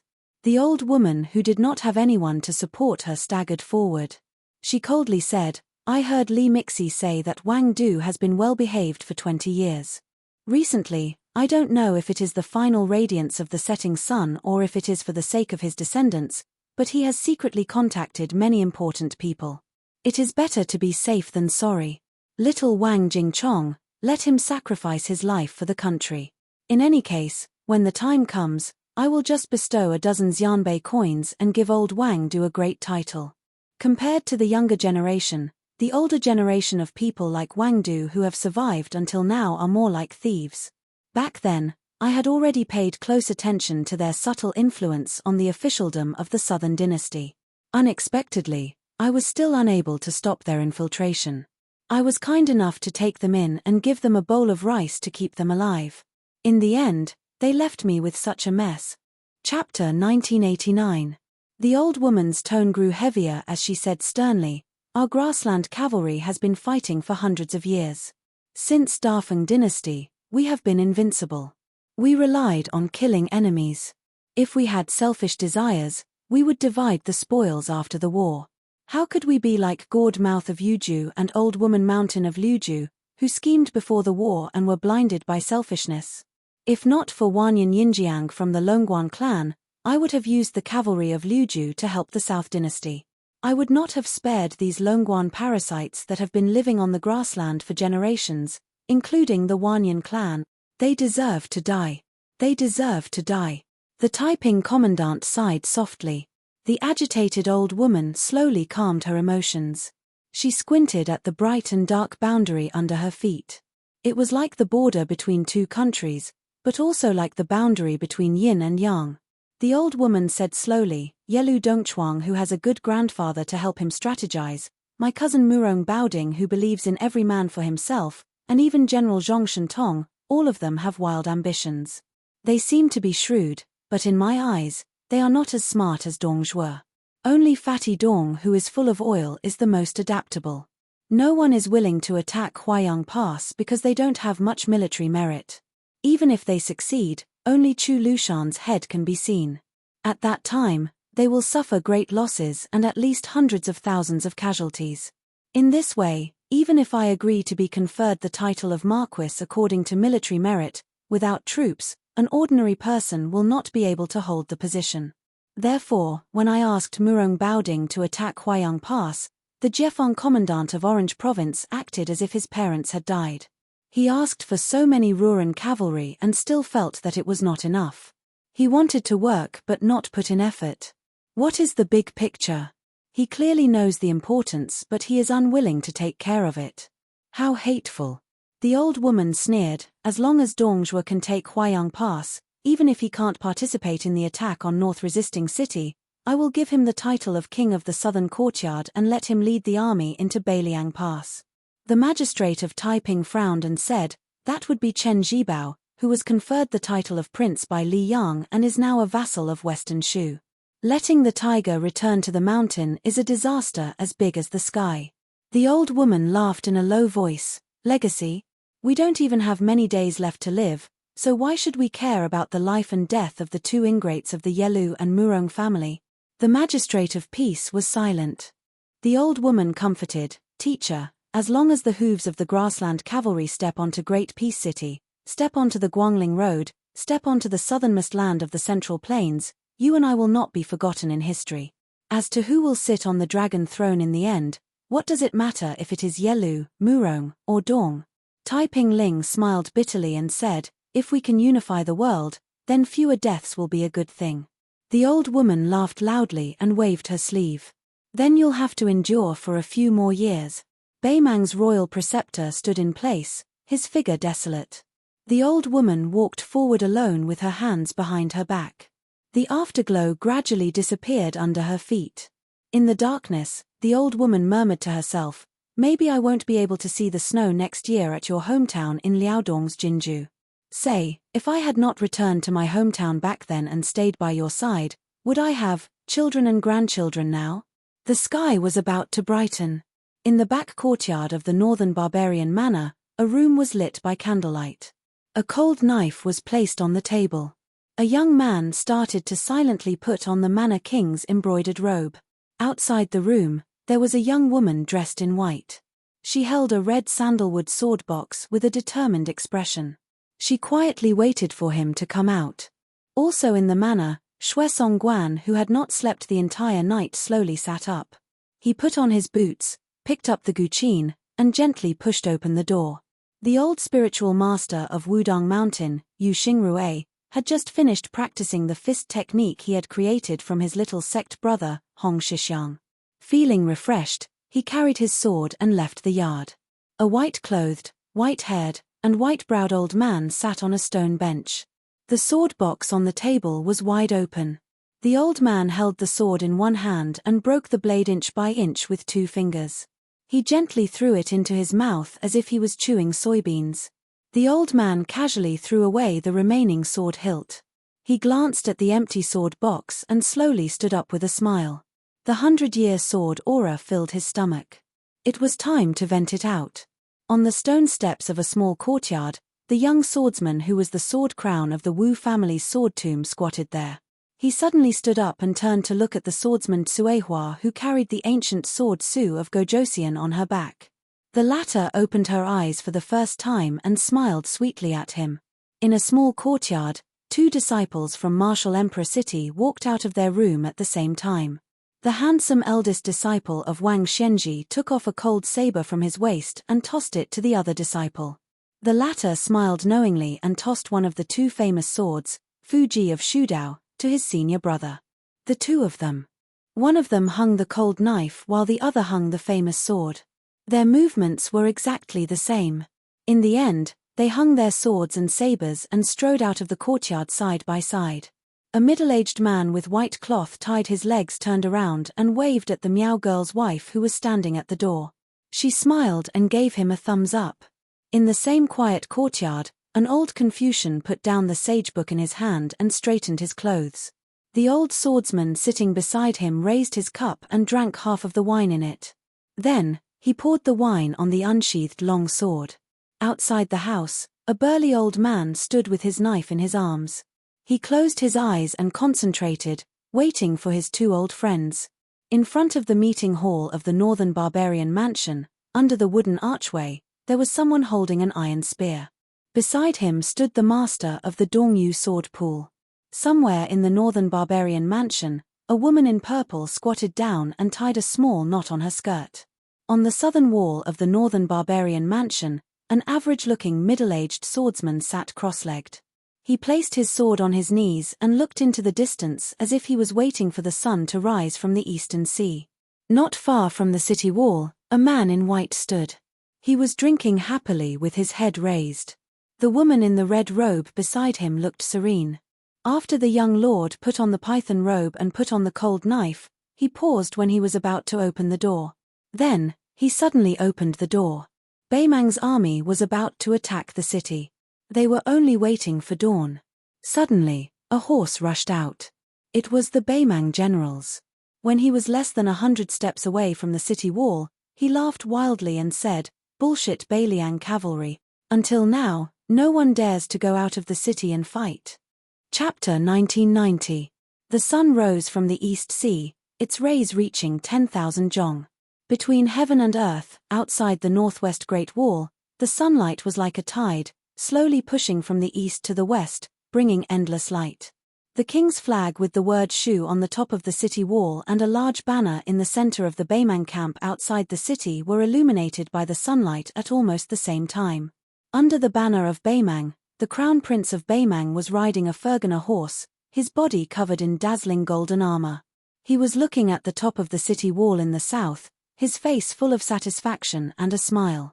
Under the king's flag on the city wall, there was a drum platform that was more than 10 jong above the city wall. A young woman dressed in white walked up the steps and stood in front of a large cowhide drum. She took off the sword case on her back and smashed it heavily on the ground. Then she took a step forward, seemingly hesitating. Finally, she took a deep breath, picked up the drumstick, and held it tightly. The old generals and soldiers of Baimang City who had experienced the Spring and Autumn War couldn't help but feel excited when they saw this scene. Perhaps the true backbone of the Bailiang Frontier Army, the most powerful Bailiang cavalry in the world, already belonged to Li Mofen, Liu Yangchao, and Ninga Mei, these outstanding generals in their prime. It wouldn't even be long before the military power passed to younger generals like Yu Luandao, Cao Wei, Ku Jianghuai, and Xie Shi. This was like a person's life and death, it couldn't be resisted. However, in the hearts of the old Bailiang soldiers, especially those who had personally experienced the Spring and Autumn War and the Battle of the Western Wall, the memory of the big drum and the white dress was still fresh in their minds. For this brand new city at the northwest border, the most important thing, second only to the hanging of the plaque, was not the official completion of the great general's residence, but the construction of the stage and drum set, which seemed rather inconceivable to outsider. This big drum came from the treasury of Mount Qingliang and had been kept by the Shu family for many years. Even the drumstick had a long history. The drum was made during the Battle of the Western Wall. After the butcher Shu Xiao was made king and took over the northwest, it followed the Shu family's army into Bailiang. Since ancient times, there had been a saying in the military that one should advance upon hearing the sound of drums and retreat upon hearing the sound of drums. This was also the origin of the saying beat the drum and beat the sound of drums. According to the teachings of the Yin-Yang school of the Great Qin dynasty, the birth of spring, the growth of summer, the harvest of autumn, and the storage of winter were all part of the natural cycle. Drums were made of wood, which symbolized the growth of qi. In the Central Plains, it was said that after the Shu family in the northwest left the Central Plains and went to the border, the Bailiang barbarians had a tradition of after the Western Wall, the Shu family did not listen to the sound of the drum and only beat the drum. Most of the people in Liang were skeptical. No army in the world, no matter how majestic and elite, could truly only fight and not retreat. It must be an exaggeration. The drum was still the big drum made of cowhide, but the woman was no longer the woman from before. However, the sword box was still the same, the white dress was still the same, and the devastatingly beautiful woman was still the same. The woman turned her head to look at the horse path. The slender figure was slowly walking to the middle of the city wall, towards the top of the city gate where the horizontal board was hung. He was wearing the king's robe from Lingzhou's golden thread weaving bureau. Under the sunlight, the black and gold robe shone brightly. As if he had sensed the woman's gaze, the young man turned his head back and smiled at her. The beautiful woman, who was originally a little uneasy, suddenly calmed down. She had never told him that as long as she could see his figure, she would feel at ease. She lowered her head and glanced at the red sandalwood sword box by her feet. Then, she slowly raised her head with a determined look in her eyes. She held the drumsticks with both hands and was ready to beat the drum. Now, she was going to be like the female sword fairy Wu in the past. She was going to do it for Beiliang, for the northwest, and for him. Below the city wall, the generals of Beimang were shouting that no one in Beiliang dared to fight. His laughter grew louder. He leaned back slightly and raised his head to look at the city wall of North Jebei City. The tall and sturdy man from the grassland was arrogant and proud. He really did not care about the clanging iron armor on the city wall. However, when he saw the king of Liang's embroidered robe appear right above the city gate, he could not help but tighten his grip on the reins. He sat up straight and subconsciously pressed his hand on the hilt of his long saber. He didn't stop while he was ahead, immediately turning his horse around and leaving. Instead, he openly raised his head to look at the legendary king of Liyang with a different surname. Behind this dragon waste province major who had 400,000 grassland cavalry as his backer, was a 400,000 grassland cavalry. Even though he felt a bit of panic inwardly, his burning desire for power suppressed that fear. He understood incomparably clearly that with the two armies clashing today, his words were destined to spread throughout North Jebei City. Soon, it would spread throughout the grassland's two capitals and northern Liang Pass. It would even enter the ears of the emperor, as well as that young monarch of Liyang from Great Peace City. Even if he did not go to the battlefield to kill the enemy, this was already a monstrous military achievement. It would be heard by the heavens and no one could hide it. If he could say a few words to the young king of Liang, it would help him become famous in the two dynasties. Therefore, he calmed his thoughts and deliberately turned his horse around. He pointed his whip at the top of the city wall and shouted while knowing the answer, "You are Hsu Fengnian?" Unfortunately, the young man's gaze was cast on the Beimang camp as if he was looking for something. He did not pay any attention to the generals who had taken the first merit with just a few words. The Beimang generals who had asked for a snub were about to continue to provoke him. Unexpectedly, the knight in golden armor under the banner waved his hand. Horns sounded from the Beimang army and the siege began. The black mass of Beimang infantry took the lead and slowly moved forward from the north to the south like a swarm of locusts. Looking north from the top of the city wall, among the dense swarm of locusts, there were 2,300 catapults of different sizes. Under the busy supervision of the officials of the Southern Dynasty, they finally took root in various places and formed an arc with Beimang City as the center. Beimang's catapults were divided into 6 types. There were huge catapults that needed to pull more than 200 people and small catapults that could be successfully driven by 20 to 30 strong catapults. Compared to the first time Beimang's catapults appeared on a large scale in the Battle of Hutu Town, this time not only the number of catapults was more shocking, but also the large catapults made up the majority. This naturally meant that Beimang City had to endure more terrifying heavenly maiden scattering flowers. The downpour would not stop until Beimang used up all the boulders in the two mountains. Among the swarm of locusts, there were also special arqueballistae made by the Southern Dynasty army. Unlike the arqueballistae that were mostly used as defensive weapons in the Central Plains, Beimang naturally had the advantage of cavalry. The arqueballistae's function was very simple. They only needed to shoot arrows that were as thick as iron spears into the city wall to make it easier for the attacking infantry to climb up. The dare-to-die soldiers that were praised by the Beimang border army as the best soldiers in the Southern Dynasty would hide among the attacking infantry.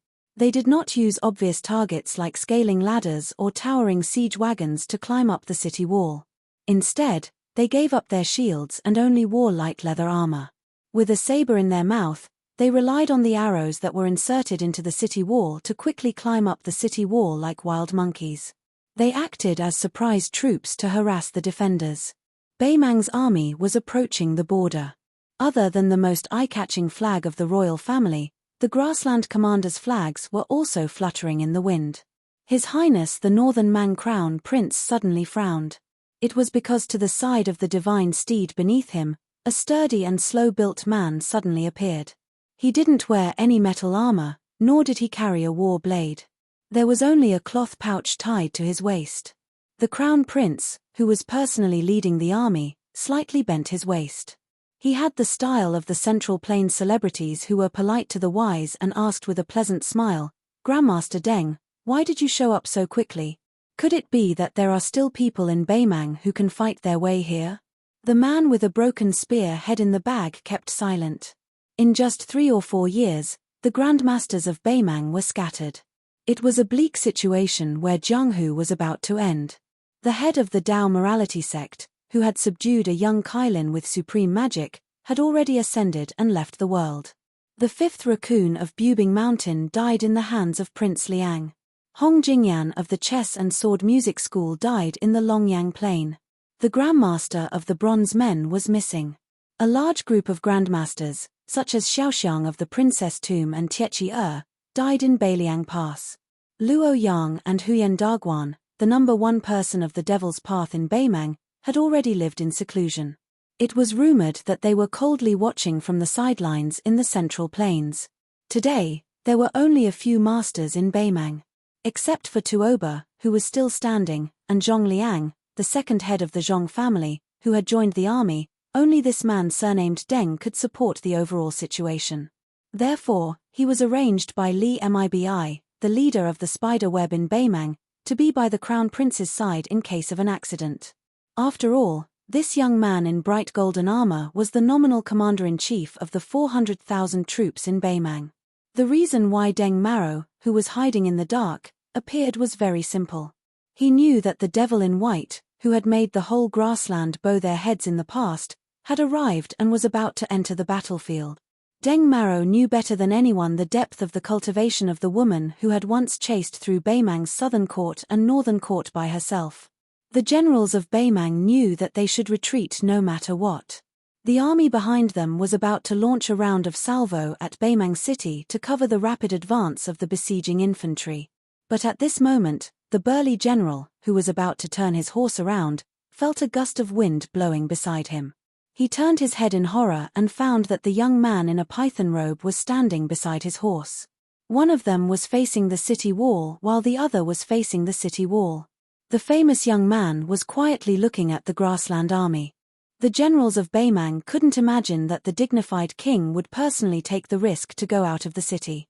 The frightened generals of Beimang were stunned and said in a trembling voice, "Why did you go out of the city? Hsu Fengnian, how dare you?" Without waiting for the captain to finish his words, the warhorse he was riding was crushed by a mountain. Its 4 legs were broken, and its belly hit the ground with a thud. The young lord waved his hand, and the captain's body involuntarily slid towards him. Finally, the young lord grabbed the captain's head in his hand and gently threw it forward. Suddenly, the captain's body was thrown dozens of feet away, and died on the spot with blood flowing out of his 7 orifices. Chapter 1991. On the top of the city wall, a woman was beating the drum. This was probably the first time Beiliang had made such a sound to this world. Following the sound of the drum, Hsu Fengnian appeared outside the city. Many figures fell on the ground outside the city like meteors and stood on the same line as the young king. On the left side of the young king was a middle-aged swordsman who came from Western Shu to Beiliang. He was one of the 4 grandmasters of martial arts, Ng Tai. He put his hands behind his back with 2 swords hanging from his waist. The wind blew in his face.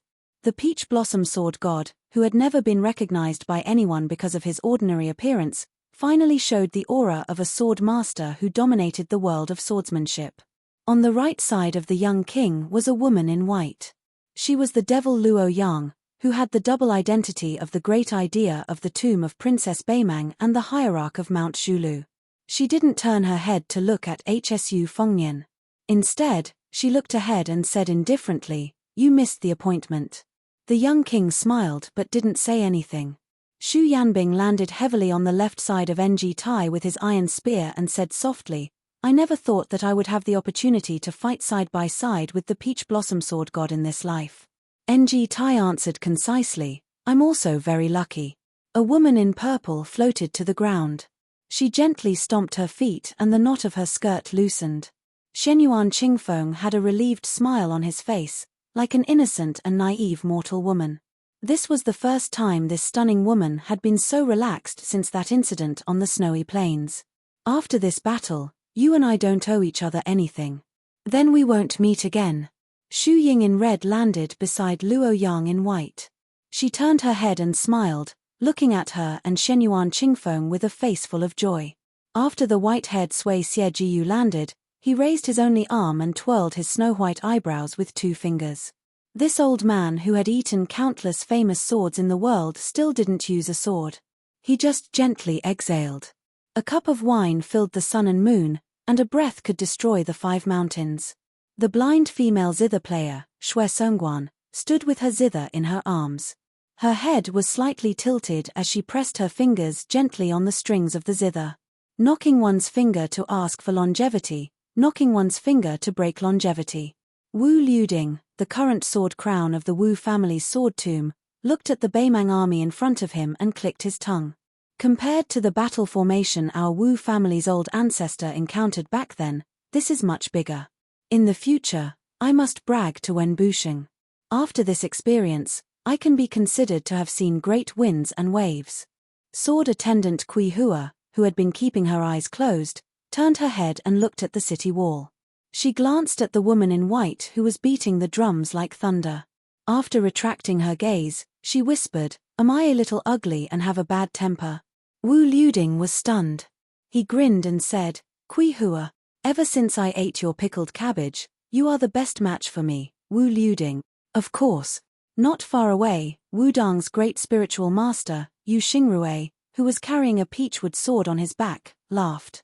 "Kid, you do have some of my junior brother's style."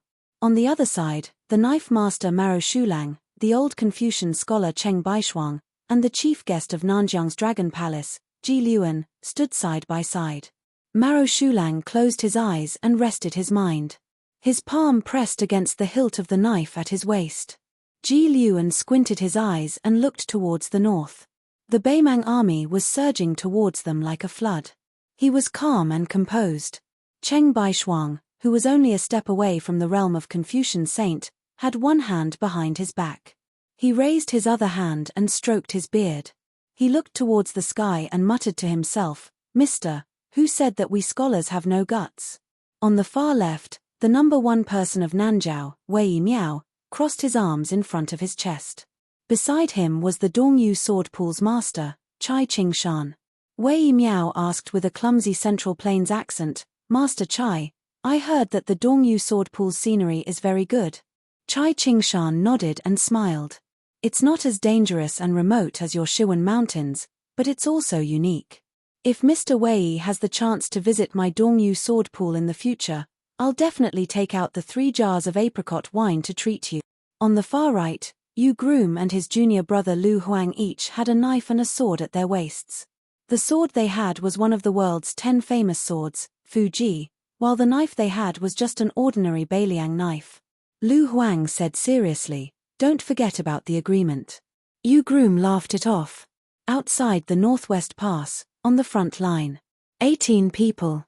In the Beimang army, Chun Jubo, Tuoba Chiyun, and the royal relative Yelu Dongchuang looked at each other. The latter finally said, "Is this okay? Is Beiliang's final struggle?" Tuoba Chiyun turned her head and looked to the south. She didn't answer the question and said slowly, "The Crown Prince's broken spear Deng Maro, your second uncle Zhong Liang, and the Orange Province's disciplinary officer Murong Baoding. There are only 3 grandmasters of martial arts. Even if Spider Web Li Mixi has a backup plan, it still seems to be a little difficult." Yelu Dongchuang's mouth twitched. "Will your father be absent from such a soul-stirring battle between grandmasters?" There was some regret in Tuoba Chiyun's eyes. She shook her head and sighed. "My father never said that he would come here in person. Maybe he really will miss it." Yelu Dongchuang curled his lips and waved his whip. He said lazily, "That would be the biggest regret in life." At this moment, in the open space between the 2 horses, a burly figure appeared out of nowhere. His arms reached to his knees, and there was a faint golden light flowing around his body. He was like a golden dragon python floating in the clouds. The newcomer said expressionlessly, "You 2 immediately retreat 10 miles. Tuoba Chiyun, the noble Beimang's disciplinary officer, turned her horse and rushed to the north without saying a word. Even the arrogant and unruly Yelu Dongchuang, after hearing this man's words, did not hesitate to retreat with Tuoba Chiyun. When this figure appeared in the Beimang army, Deng Mao, who was guarding the crown prince of Beimang, Devil Zhongliang, who was on par with General Zhong Shentong, and disciplinary officer Murong Baoding, who was at the front line of the army, all three of Beimang's top masters were shocked. This person stood in the same place, as motionless as a mountain. Although he was on the ground, his aura was as majestic as the Kunlun of the ancestral dragon. On the North Jebei city, the sound of the drum was the loudest. A young king in a python robe with big sleeves waving in the wind said heavily, "Kill." The other 17 grandmasters of the Central Plains also said the word kill at the same time. While Beimang's strong infantry in the middle moved forward steadily, a group of 5,000 elite cavalry emerged from the left and right flanks. The horses' hooves were like thunder. Two groups of cavalry who were good at riding and archery cooperated with the infantry in the middle to shoot at the top of the North Jebei city. They were used to block the crossbows on the top of the city and let the attacking infantry advance to the bottom of the city quickly. Lu Huang, Yu Groom, Wei Miao, and Chai Qingshan, who were at the outermost left and right of the 18 grandmasters of the Central Plains, split into two groups and rushed forward calmly, blocking the charging path of the cavalry. On the path of the northern Mang army's swift and violent advance, because of the 18 people who had left the city to fend off the enemy, the ballistae that were originally behind the rain of arrows and catapults were the first to appear on the battlefield. It was as if the swords of the sword immortals of the land were unleashed with all their might, shooting towards the dozen or so masters who were blocking their path. In the vision of the sword crown of the Wu family, who was the fastest to move forward, two black dots instantly appeared. He laughed loudly and said, "Who can compete with the sword tomb of the Wu family when it comes to the art of controlling the sword?" While talking and laughing, the young sword crown continued to move forward. He stretched out his arms, and his 5 fingers were like hooks. The two ballistae that were about to pierce his shoulders at the same time were grabbed by him one after the other. The arrows that were as thick as spears had a huge inertia, and they violently rubbed against the dense qi between the young sword crown's 5 fingers, bursting out bursts of unimaginable sparks. Wu Liuding's body was dragged back more than 10 steps by the 2 arrows that were as long as a person. His feet slid on the ground, and dust flew up. Finally, he grasped the 2 arrows that were at the end of the arrow's flight. He twisted his fingers, turned his body, and shouted angrily, "I'll give them back to you." With a speed that was not inferior to before, he threw out the 2 swords in his hands. They pierced through the air, and in one breath, they pierced through 6 or 7 shield-wielding soldiers in 2 rows. The corpses were skewered like candied haws. The young sword crown did not give up. He stood firmly with 1 foot in front and 1 behind. He put his 2 fingers together and pulled back. Sword Tomb's chi nurturing 7th force, Great Wild Goose returns. The 2 fierce arrows that were used to break through the enemy's formation were instantly pulled back, and they flew back to the young sword crown. The sword attendant beside Wu Liuding, Kui Hua, pulled out the ancient sword Su of Gojosian and casually swung it forward, splitting a heavy arrow in half.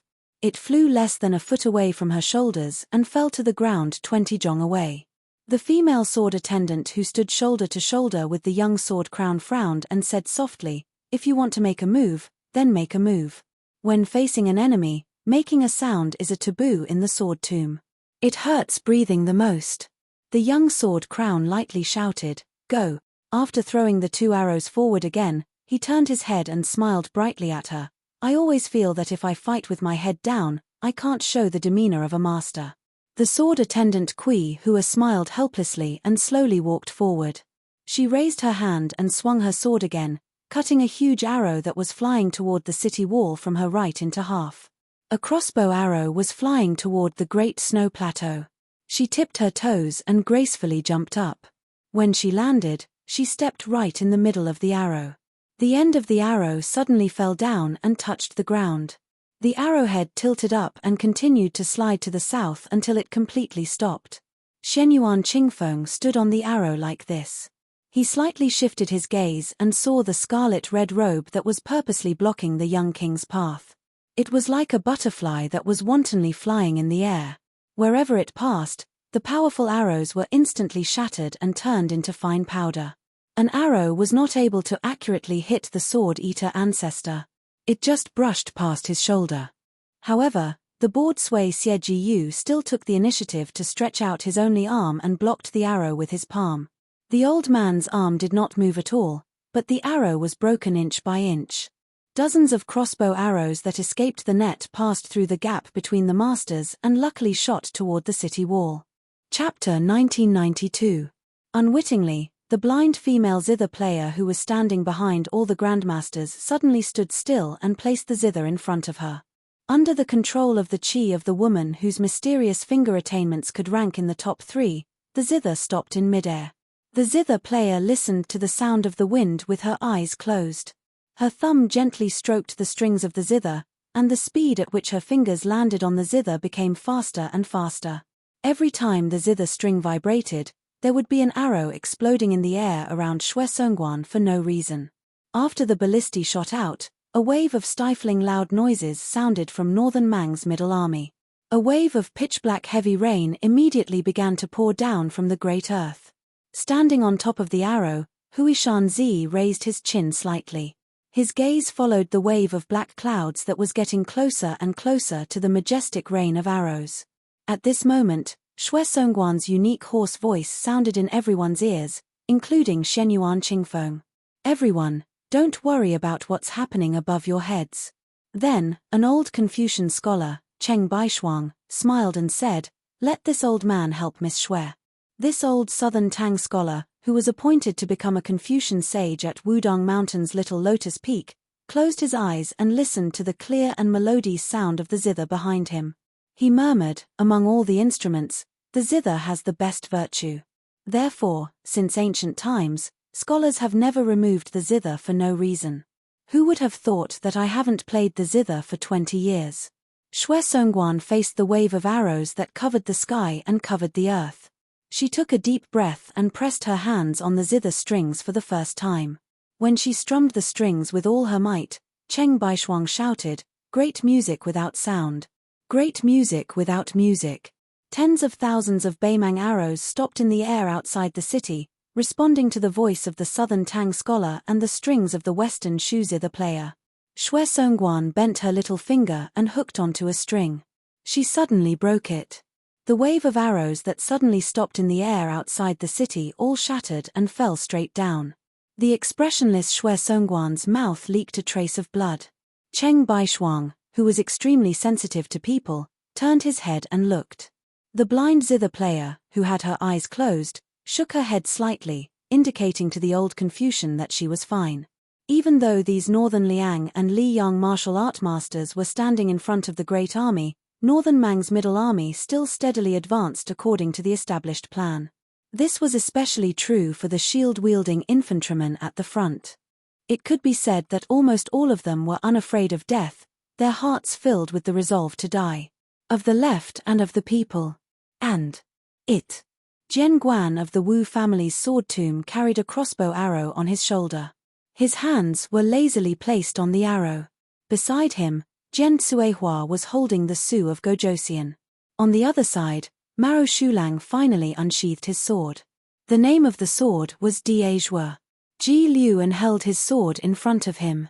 His finger gently flicked the sword. The sound was clear like the cry of a young phoenix. 10 steps behind the young Luo Yang were Mount Hui Shenyuan Qingfeng, Mount Hui Sui Xieji Yu, and Wudong Yu Xingrui, the 3 martial masters. The 2 cavalry forces that had emerged from the flanks of the Beimang army suffered an absolutely unimaginable interception. It was absurd and tragic. Yu Groom and Lu Huang, Chai Qingshan and Wei Miao. Both of them blocked the 5,000 Beimang cavalry. The battle between the cavalry forces and the Jianghu experts had a similar effect. That is, it was all in one go. Then, what would happen if the battle between the cavalry forces and the Jianghu experts and neither side was willing to retreat? At that time, there was once the sword emperor of Shishu who held his sword and fought against the Shu family's cavalry outside the palace gate. In the end, he was still trampled into meat paste. At that time, there were 4 people doing the same thing. Chai Qingshan and Wei Miao did not need to communicate. They chose to fight one at the front and the other at the back. If the former needed to take a breath, he would boldly retreat. The martial master behind him would take the opportunity to move forward and fill the position. One was the current sovereign of the Dongyu sword pool, the number one person in the southeast of the Liang dynasty.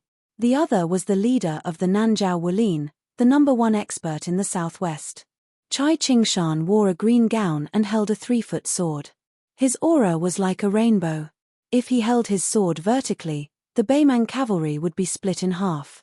If he held his sword horizontally, the men and horses would be cut in half. Wei Miao was unarmed and only had a pair of fists. He was one of the few martial masters in the world.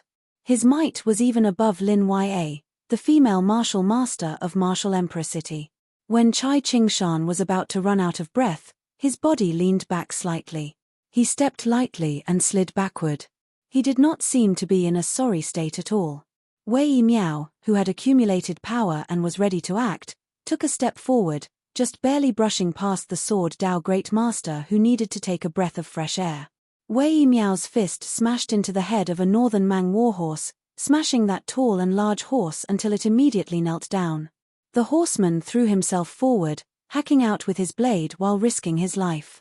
Wei Miao raised his arms and swept outwards, the two corpses of the horseman and warhorse respectively flying to the sides, smashing into the northern Mang cavalry on the left and right. When a horseman from the back smashed towards Wei Miao's head, Wei Miao bent his waist and leaned to the side, smashing his shoulder into the horse's neck with a ferocious stance, sending that horseman tumbling backwards. Then, Wei Miao's hands grabbed onto the warhorse's hooves, raising it high into the air. When Wei Miao killed more than 60 elite cavalrymen, he tapped the ground with the tip of his foot and flew backwards. Immediately after, Chai Qingshan's sword rushed over, displaying the sword Kai of Dongyue's high mountains and long rivers. Under Wei Miao's flawless cooperation, the two sword masters who had never met before did not allow the Beimang cavalry to advance even half a step.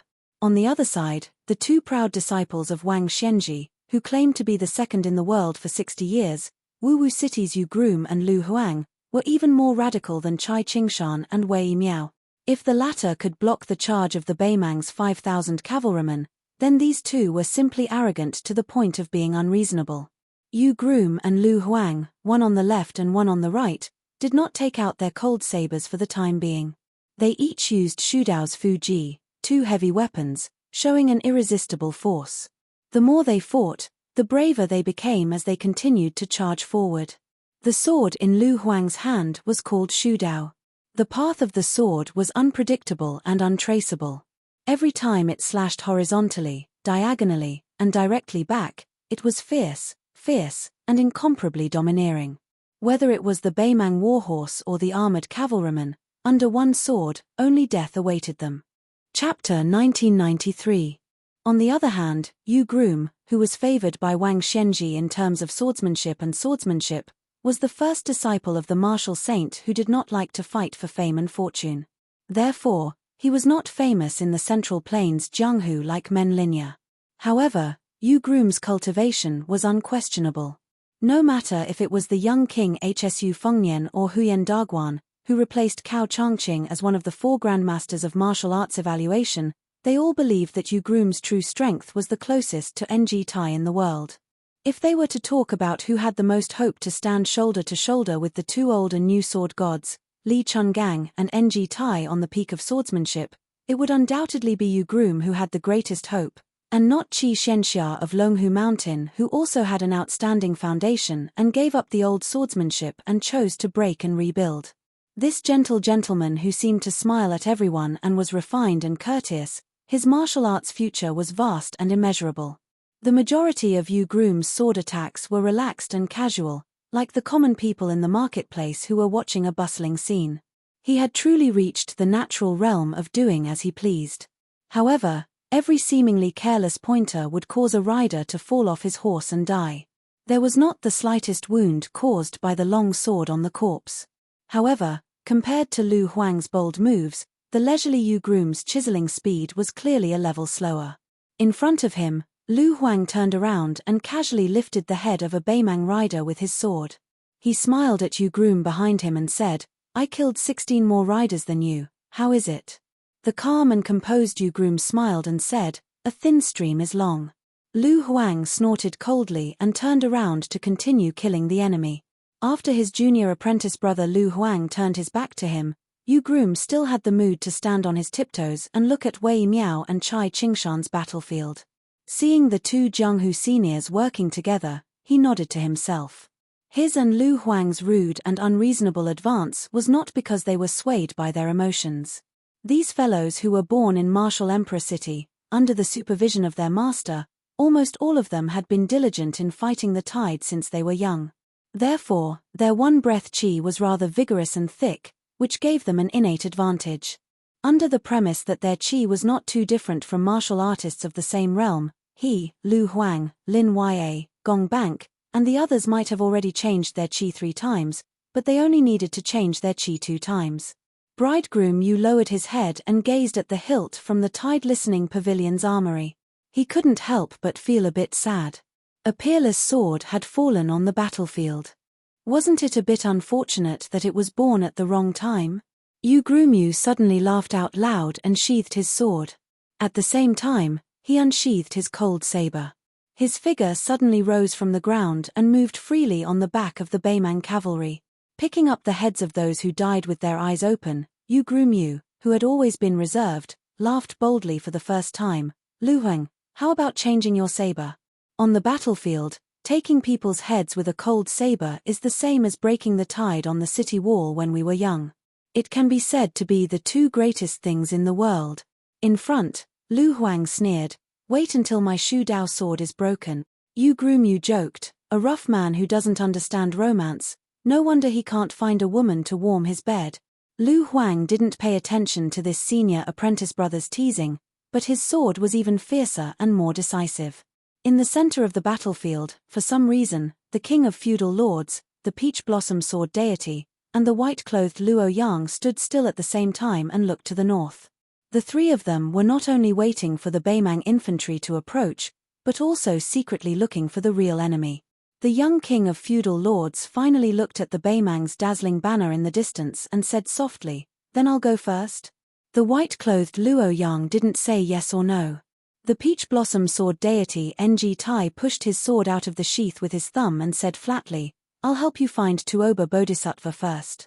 When the king of feudal lords was about to disappear in a flash, Luo Yang finally said slowly, after Tuoba Bodhisattva makes a move, you don't have to worry about your back, just open the formation and move forward.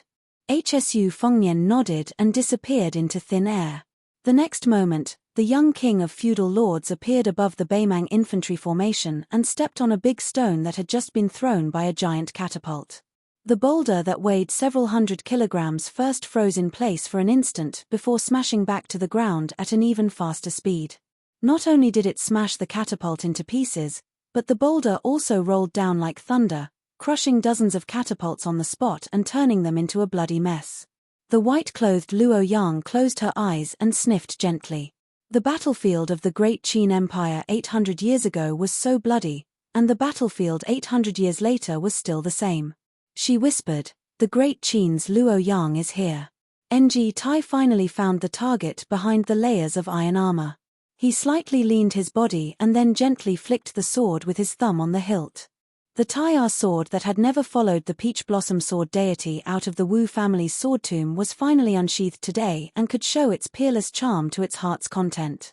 This flying sword was too fast, the sword chi was too long, and there was too much sword will. As a result, a thin and dazzling white rainbow stretched out between the scabbard on Deng Tai's waist and the flying sword. It was as if there was a sword in the world that was 2 miles long. The young sword crown Wu Liuding, who was unwilling to fall behind, chuckled and said, Tsuehua, as a sword servant, just stand behind me and watch how I open the formation. Right when Wu Liuding's wrist shook and was about to use the crossbow bolts as great swords to open up the formation, he saw a violet-clothed figure madly collide into Northern Mang's foot formation with an invincible bearing from the corner of his eye. Countless shattered iron shields and severed limbs sprayed into the surroundings of that ball of violet light, and it was like countless scarlet-red flowers had bloomed. Wu Liuding couldn't help but mutter, this crazy woman. Under that large banner, Northern Mang's crown prince His Highness passed down the order ordering Murong Baoding and Zhong Liang to each lead 2,000 private cavalry to reinforce the 2 cavalry units that were stopped. They had to bring back the heads of those 4 Central Plains grandmasters who dared to stop a chariot with mantises. Every head was equivalent to the head of a lower third-rank general in the Northern Liang border army. Then, in front of the banner, he purposely cleared out a wide space with a radius of 1 mile. It was obvious that he was not afraid of the grandmasters from the Central Plains breaking the formation. Northern Mang's crown prince acted so boldly, but regardless of whether it was the experienced and prudent West River Province's disciplinary magistrate Helian Weiwu or the shrewd Aquarius Province's disciplinary magistrate Wang Yong, none of them had the slightest objection. Even Broken Spear Deng Maro, who was in charge of the crown prince's safety, remained indifferent. Everyone was calmly waiting for the appearance of the young king. The calm and unruffled crown prince of Beimang turned his head and asked the crown princess, who won first place in the chess and sword music school with the surname Jiyu Han, with a smile, "Do you think that Shu Gai dares to come?" Her face was cold. Of course. The Northern Mang crown prince's face was filled with disapproval. It's good that he's here. It just so happens that this Northern Liang king understands a principle. There are millions of miraculous medicines in this world, but there is no medicine for regret. She stopped talking and sighed softly. Before marrying into the royal family, she had read all the poems and books in the Central Plains. It seemed that heroes always died at the hands of ambitious people. However, she glanced at the man beside her who finally held great power and sneered. She thought, Butcher Xu Xiao is an ambitious person. As the eldest son of the first wife, Hsu Fengnian is going to die at the hands of such an idiot. It's too pitiful. Helian Wuwei, the Beimang holder Wang Yong, had a complicated look in his eyes. The old man thought of the hidden plan that he had only learned about last night and sighed. It's just like this to have the whole world as your enemy. The old man who stopped his horse not far from the crown prince of Beimang collected his thoughts and looked at the open space in front of him. He was very emotional. He hoped that the young man would come here and fight bravely, but he also did not want him to die in grievance. But the young vassal king who had broken through 2,000 armors by himself had finally arrived. Chapter 1994. In the middle of Beimang, the attacking army was divided into 3 groups. 2 of the gaps were about 60 paces wide, allowing the cavalry to pass on orders or provide reinforcements. It was also convenient for the military to monitor the subsequent siege weapons. The 3 groups of troops were divided into groups of 10,000 infantrymen, with a 4-feet-tall Beimang commander's flag as the backbone. If the Beimang emperor were to personally lead the battle, according to the law, the flag should be 6 feet tall. On this battlefield, the crown prince of Beimang was the commander-in-chief as the regent of the state, so his flag should be 6 feet tall. The rest of the generals, such as Murong Baoding, Helian Wuwei, and Zhong Shentong, were the top-ranking officials of the grassland. Their commander's flag could be 5 feet tall. The generals with real power and the commanders of the Jiao army would use a 4-feet-tall commander's flag. The flag could be embroidered with the surname of the commander or the battalion number. The 2 capitals of the Norland and the southern dynasties had no restrictions on this. Although the first 3 groups of 10,000 infantrymen were intercepted by several grandmasters of the Central Plains, they generally maintained their formation and continued to push forward. Each group of infantrymen had elite soldiers with large shields and heavy armor as the vanguard. This group of people did not carry any weapons. The grassland cavalry were familiar with bows and horses, and their riding and shooting were the best in the world. It had long been known throughout the Central Plains during the Dafeng dynasty.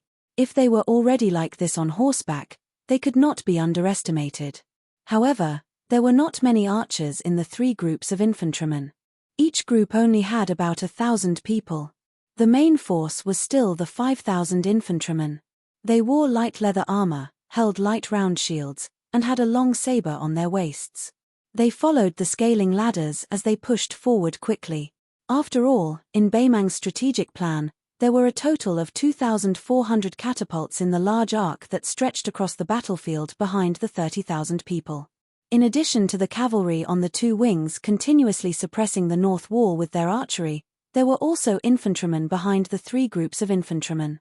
A total of 6,000 people were responsible for driving the arqueballistas, large yellow crossbows, and ape-arm crossbows. These types of crossbows had once shone on the battlefield of the Central Plains.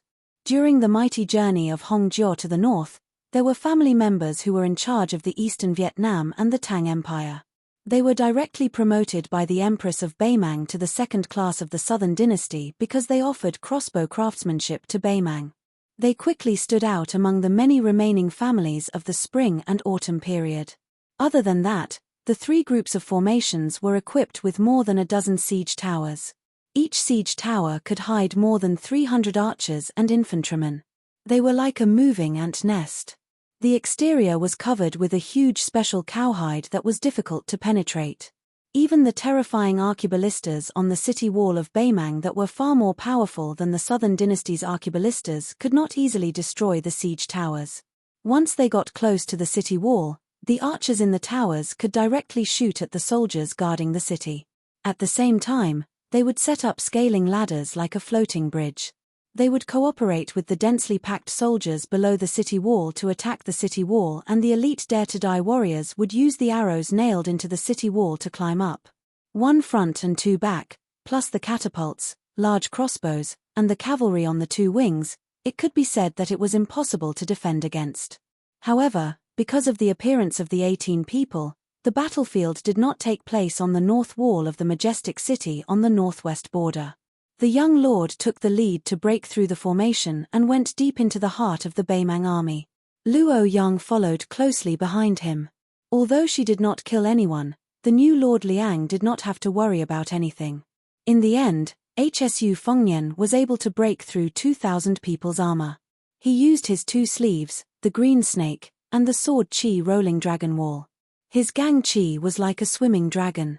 He charged straight into the front line of the Beimang army, as if he was going to take the head of the general in the midst of thousands of soldiers. Compared to Hsu Fengnian's powerful attack, the peach blossom sword god, Ng Tai, who was slowly moving forward, was much quieter. After the Tai'er sword was unsheathed, it suddenly appeared and disappeared in a flash. In the thunderous clouds, there was a ferocious flood dragon occasionally glaring with anger. Before the peach blossom sword god, Hsu Fengnian and Luo Yang rushed in one after another, followed by Mount Hui Ziyi and Red Robe Shu Ying. The Beimang troops in front of Ng Tai were already in a mess. Almost no one dared to provoke the Zhongyuan Wushu Grandmaster who had fought Tuoba Bodhisattva to a draw. When Li Chungang was alive, he lent his sword to Ng Tai. Although the battle was not clear, in the eyes of the Jianghu Grandmasters of Beimang, Ng Tai was the most powerful man in the world. At that time, there were rumors that there might be people in the world who could surpass Ng Tai, but as long as it was a battle of life and death, no one in the world could defeat Ng Tai. At most, both sides would die. Now that Ng Tai had returned from a visit to the East Sea, the peach blossom sword god, who had never carried a sword to travel the Jianghu, was carrying a long sword. Therefore, who would dare to act rashly in front of this swordsman? Ng Tai did not deliberately kill the Beimang soldiers. His pace was not fast, and he moved forward steadily. The soldiers on both sides of him moved south, but Ng Tai ignored them.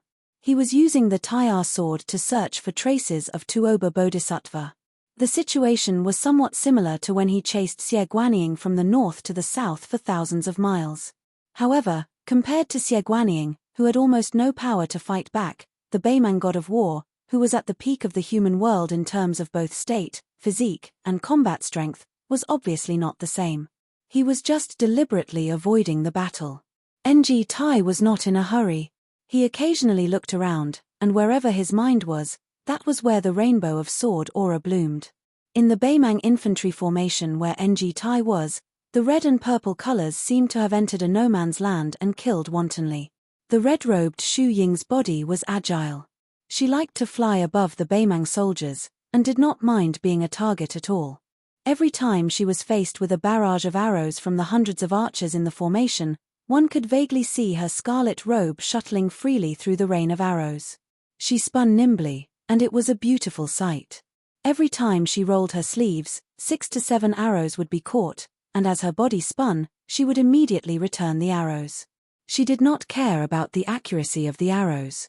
She only treated it as if it was a butterfly playing in a flower bush. The arrows came and went, but they did not even scratch the corner of her clothes. However, no less than 70 Baimang archers had their heads or chests pierced by her arrows. As for the soldiers who were caught in the crossfire, there were more than 200 of them. Although Xu Ying's qi was not known for being robust, it was especially long-lasting. Every time she landed, she would either raise her body and step on several arrows in succession, twisting and turning as if she was walking on flat ground, or she would drop slightly and land lightly on the head of a Baimang soldier. Her stomp was like a naughty child stomping on a tangerine in a fit of pique, easily crushing the head of a Baimang barbarian. When a soldier saw the scarlet robe sweeping towards him, he could only close his eyes and slash randomly with his saber. He did not even have the extravagant hope of hitting the woman who moved like a ghost. In the next moment, he suddenly realized that no matter how hard he tried, the saber he raised high in the air could not be brought down. The Baimang barbarians around the soldier looked as if they had seen a scourge. They quickly scattered, leaving behind this pitiful worm who was temporarily at a loss. When he opened his eyes, he was shocked to find that the scarlet-robed woman was standing on the tip of his saber. The woman's embroidered shoes were standing on the tip of the saber, unmoving as she looked down at him. With a light tap of her feet, the saber's hilt instantly pierced its owner's chest and came out of his body. She then used the momentum to lean back, barely dodging several arrows that were shooting towards her face. The scarlet-robed Xu Ying, who was originally facing the ground with her head down, waved her sleeves before she landed on the ground. Her feet landed lightly on the ground, but before she could even step on the ground, she charged forward. She raised her hand and revealed an arm that was as fair as a lotus root from her sleeves. She pressed her palm against the forehead of a Baimang soldier. The latter flew back a dozen or so steps like a kite with its string cut. The 3 soldiers behind him were crushed in the chest by the tremendous force of the impact and died on the spot as well. This time, Xu Ying didn't dodge a swift arrow that was shot straight at her. A smile appeared on her joyful face. She stretched out a finger and gently pressed it against the tip of the arrow. The arrow didn't slow down in the slightest, but it didn't shoot into the woman's neck as expected. Xu Ying's figure flashed back as fast as lightning.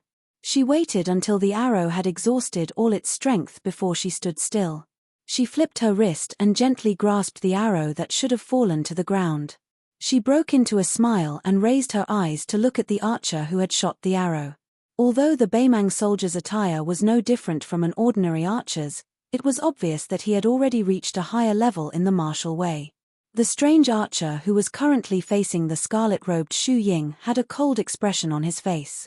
He had originally reached behind his shoulder to pull out an arrow from his quiver, but he probably realized that a strong bow shot was too insignificant for a grandmaster.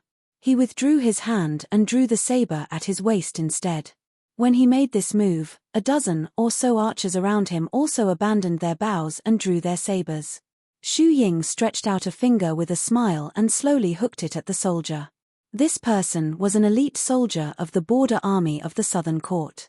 Whether it was cavalry, archery, or infantry, he was extremely skilled. He was regarded as a valiant soldier by the Baimang. Even if this kind of valiant soldier joined the army of the Northern Court on the grasslands and attached himself to the nobles, he would definitely be regarded as a treasure by any Chile arch. They were usually in groups of 10 and hid among the infantry attacking the city, waiting for an opportunity to strike. Not only were they familiar with fighting in pairs, but they were also good at small-scale formations against the enemy. These secret border soldiers of the Southern Court, who were usually scattered among the armies and only under the command of the commander-in-chief during wartime, were far fewer in number than the 20,000 infantry attacking the great cities and towns of the Central Plains. There were less than 4,000 of them, so they had always been complacently praised as the Kieshwer army of the Southern Court. These valiant soldiers of the Southern Court, who were said to be comparable to the White Horse crossbowmen of Liangju, were currently hiding more than 100 people in every 10,000 infantry formation, so there was only one centurion. Unfortunately, the one who was provoked by the scarlet-robed Xu Ying happened to be that centurion. Chapter 1995. The centurion stared fixedly at the scarlet robe. After a slight hesitation, he made up his mind and raised his left arm, clenched his fist, and punched his right palm several times. After he made this gesture, apart from the dozen or so retainers, The other 9 squads of elite Southern Dynasty soldiers hidden in various parts of the infantry formation quickly received the emergency report and quickly gathered here, attempting to encircle and annihilate Xu Ying. Xu Ying, who sensed the abnormality, was eager to give it a try and patiently waited. If the scarlet-robed Xu Ying was more like a child who played around without any distracting thoughts, then Shenyuan Qingfeng's murderous intent was extremely strong. Perhaps in the entire vast battlefield outside of Beibu City, only the young vassal king who broke through 2,000 iron armors in a row could win. Shenyuan Qingfeng rampaged through the Great Snow Plateau in an extremely domineering manner. Unlike Xu Ying, who only needed to wander around and generally only needed to keep moving forward, this Great Snow Plateau Jianghu Alliance master's target was extremely clear from the start: the enormous siege tower. It was obvious that she would tear down whoever was the biggest eyesore in her vision. In the vast Liang dynasty, she was indeed the most unreasonable woman in the entire Liang dynasty. The first siege tower was broken in half by the purple-robed woman. After passing through the first siege tower, Shenyuan Qingfeng turned around and directly pounced on the second one. When she tore open the cowhide and entered, corpses flew out in all directions. In the end, when she finally appeared on the top floor where she had a wide view, none of the 300 soldiers in the siege tower survived. Intentionally or otherwise, she cast a glance towards the Northern Mang army's battle situation. Then, she stomped down heavily. The moment she leapt out of the tower chariot, the sturdy tower chariot that came from the Southern Dynasty's military weapons supervisor collapsed with a loud rumble. The third tower carriage's luck was a bit better, having Shenyuan Qingfeng's palm strike land on that enormous cowhide. That wave of majestic aura actually shook the entire tower carriage until it was on the verge of collapse. A purple-clothed man entered the watchtower again. The 6 or 7 Northern Mang soldiers didn't even have time to take action before they were smashed through the railings by Shenyuan Qingfeng's sudden and abundant aura. Before they even landed on the ground, they already died while bleeding from their 7 apertures.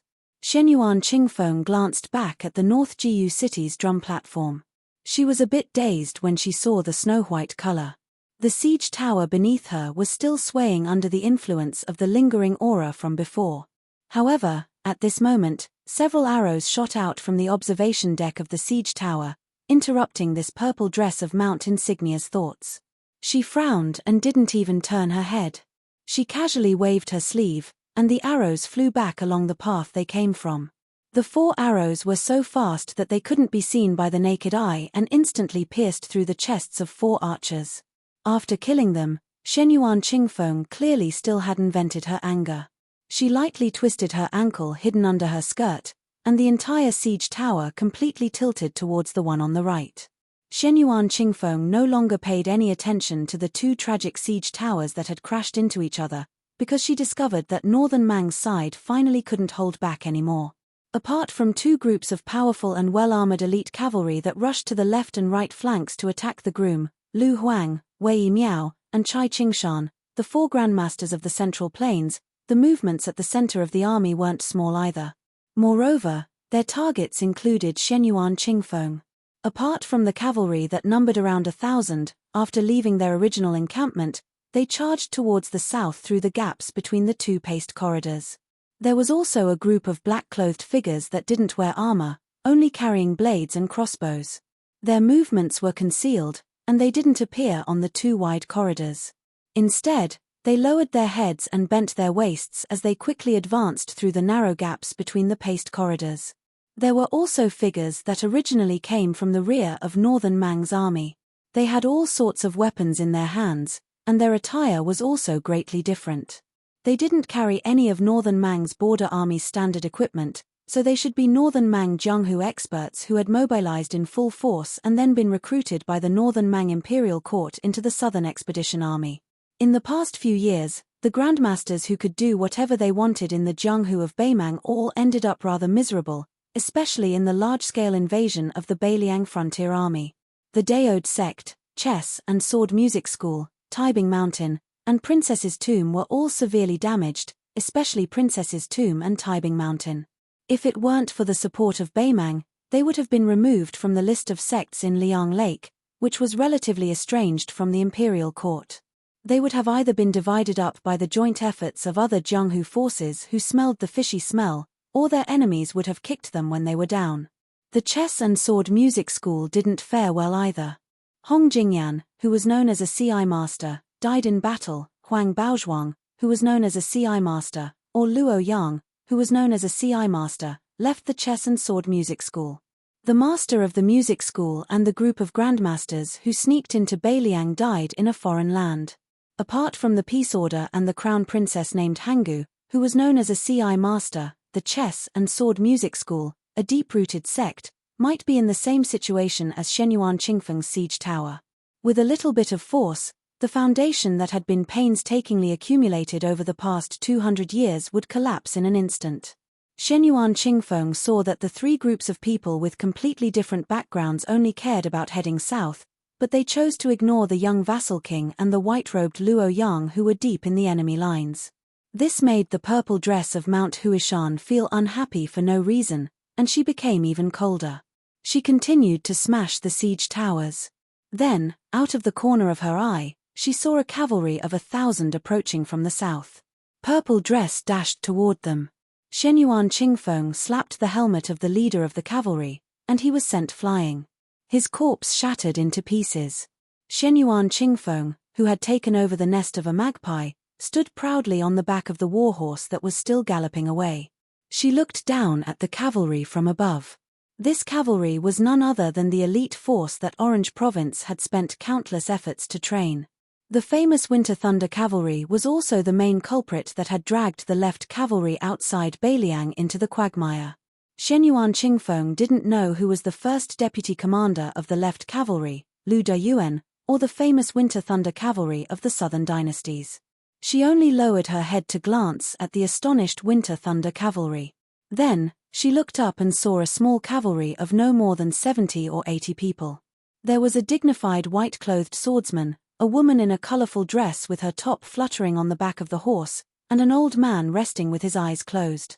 Without exception, they were all people of the Jianghu. Without a leader, the Winter Thunder Cavalry didn't lose their morale. The cavalry closest to Shenyuan Qingfeng viciously raised his iron spear and stabbed at the abdomen of the purple-clothed cavalry. Shenyuan Qingfeng didn't waste too much time with this cavalry. She pushed off with the tip of her foot and flew up a little, dodging the iron spear. Then, she landed on the body of the spear and slid down. Before the cavalry could react, she suddenly looked up and kicked the man in the face. The cavalry's head flew off just like that. This tragic scene was shocking. However, Shenyuan Qingfeng didn't stop there. She allowed the humiliated Winter Thunder Cavalry to continue south. She floated up high and landed gracefully on the empty ground between the Winter Thunder Cavalry and the group of Jianghu experts.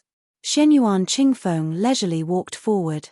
Her footsteps were indescribably elegant, like a long ink scroll written by a dancing artist. After Shenyuan Qingfeng's massacre, Xu Yanbing, who hadn't made any big moves, suddenly said to NG Tai's back, "I'm afraid I'll have to leave the matter of preventing Tuoba Bodhisattva from looting the burning house to you." NG Tai didn't turn around. She smiled and said, "I won't let you down, brother Xu." Xu Yanbing tilted the fine iron spear that the Tide Listening Pavilion had kept for many years. Facing the Peach Blossom Sword God's promise, this Beiliang half-step martial saint didn't express any gratitude. He just cupped his fists and left. Xu Yanbing turned around and strode toward the Sword Eater who hadn't made a move. He said in a low voice, "I'll have to trouble Senior Sui to coordinate with His Highness's return to the city." Sui Xie Jiyu glanced at this junior martial brother of the spear immortal Wang Xiu. The old man didn't comment on Xu Yanbing's request. Xu Yanbing didn't force him either.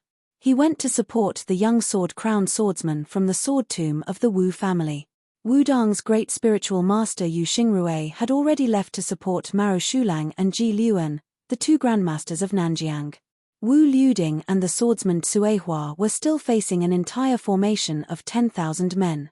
Although they hadn't fallen into a certain death situation, they were already surrounded by layers of iron armor.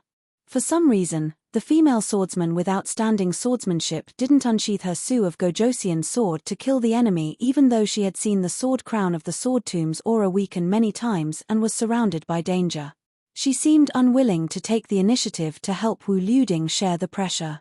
In addition, the young sword crown was really like a newborn calf that wasn't afraid of a tiger. He buried his head in the formation and pressed forward with indomitable will, as if he couldn't wait to kill the Beimang crown prince. In contrast, Maro Shulang and Ji Liuan, one of the few bladesmanship grandmasters in the world, were more steady. They were even able to greatly limit the speed of the entire attacking formation. The reason why Yu Xingrui, the master of the current Wudong sect leader Li Yufu, chose to support Maro Shulang and Ji Liuan was reasonable. Firstly, it could greatly impede the Beimang's attack. Secondly, the young sword crown was too rash and radical. Yu Xingrui couldn't stop him even if he wanted to. After all, Yu Xingrui had long heard of the unreasonable rules of the withered swordsman of the sword tomb of the Wu family. Even if he was a kind elder and a martial arts senior, even if he had compassion in his heart, it would be very troublesome if he really helped. He was afraid that not only would he not be able to help, but he would also be superfluous. Chapter 1996. In the formation, the young sword crown from the sword tomb of the Wu family had his vision blurred by sweat. He held two sabers that he had casually snatched and had just repelled the dense saber formation of more than 100 Beimang soldiers. For a swordsman like Wu Liuding, it didn't matter what kind of weapon he had in his hand. He took the opportunity to gasp for breath, shook his head, and lifted his sleeve to wipe his sweat. Looking ahead, the young man grinned. The so-called battle between masters was a battle of qi, which was the truth of martial arts. However, that was under the situation where both sides were evenly matched and there was no room for the slightest difference. But when it came to fighting on the battlefield, there was no such thing. For example, no matter how closely the Beimang soldiers and archers connected their attacks, there was no way that the young sword crown did not have a chance to breathe. However, this did not mean that Wu Liuding had become a legendary enemy on the battlefield. This was because the depth of a martial arts master's qi was ultimately fixed. Not to mention the earth immortals, even the celestial state masters who could resonate with heaven and earth did not have an inexhaustible qi. Every time they breathed, it was just a reaccumulation of power. The speed of the qi in the body was definitely much faster than the speed of replenishment. Especially compared to Wang Xianji, Tuoba Bodhisattva, or Shenyuan Pan, the ancestor of Mount Hui, who were pure martial artists, whether swordsmen focused on sword intent or swordsmanship, regardless of whether they had reached the first level, their physique was inevitably not as strong as the former. Therefore, in the 500 years of Jianghu, the people who advanced the fastest were usually the gifted swordsmen. Previously, there was Li Chenggang, the spring and autumn sword armor, and now there was Chen Tianyuan, the banished immortal of Taibai sword sect. On the other hand, although Wang Xianji, Shenyuan Pan, and the others had great achievements in the end and their combat strength was even more terrifying, the speed of their martial arts advancement was obviously slower. Since ancient times, there was a saying that there was no enemy on the battlefield. Why was it that only Beiliang's Shu Longxiang was expected to break the precedent? Of course, it was not because of how high Shu Longxiang's realm was, but because he was born in the Vajra realm. On the battlefield, there was room for a martial Dao Grand Master to breathe again and again. However, as the qi in his body decreased, as long as the army had enough soldiers, the martial Dao Grand Master would naturally be exhausted to death. Of course, the young people of the Wu family, whose talent and constitution were the best among the Wu family's sword tomb, understood this superficial logic. However, he still insisted on breaking the formation alone. Wu Liuding bent down at the waist, his back facing that female sword attendant who roamed the Jianghu with him. He released a heavy breath of turbid air, his expression a bit sentimental as he quietly said, "Cuehua, I believe that I will never be able to compare to that fella surnamed Shu in my entire life. I reckon that he has already slaughtered his way all the way to Northern Mang's great banner. Where am I right now?" The sword attendant Cuehua nodded and did not say any comforting words. Wu Liuding sighed, "It's really annoying. Do you remember that time in the Reed Marsh outside Xiangfan City?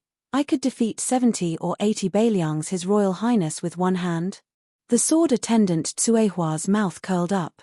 Her eyes were gentle, it should be. Wu Liuding was silent. He clenched his two swords. Suddenly, the young sword attendant felt a palm gently pressing on his head. How could a man's head and a woman's waist be touched? However, Wu Liuding did not care. The female sword attendant who gave the impression of being quiet and peaceful rubbed Wu Liuding's head. She opened her eyes and looked into the distance. She said softly, "Although I have always wondered why you wanted to compete with that young king, no matter what, since you are willing to admit defeat." Wu Liuding's eyes were firm. He shook his head vigorously and said, "I don't admit defeat." The sword attendant Tsuehua retracted her hand and raised her arm to hold the Su of Gojosian's hilt.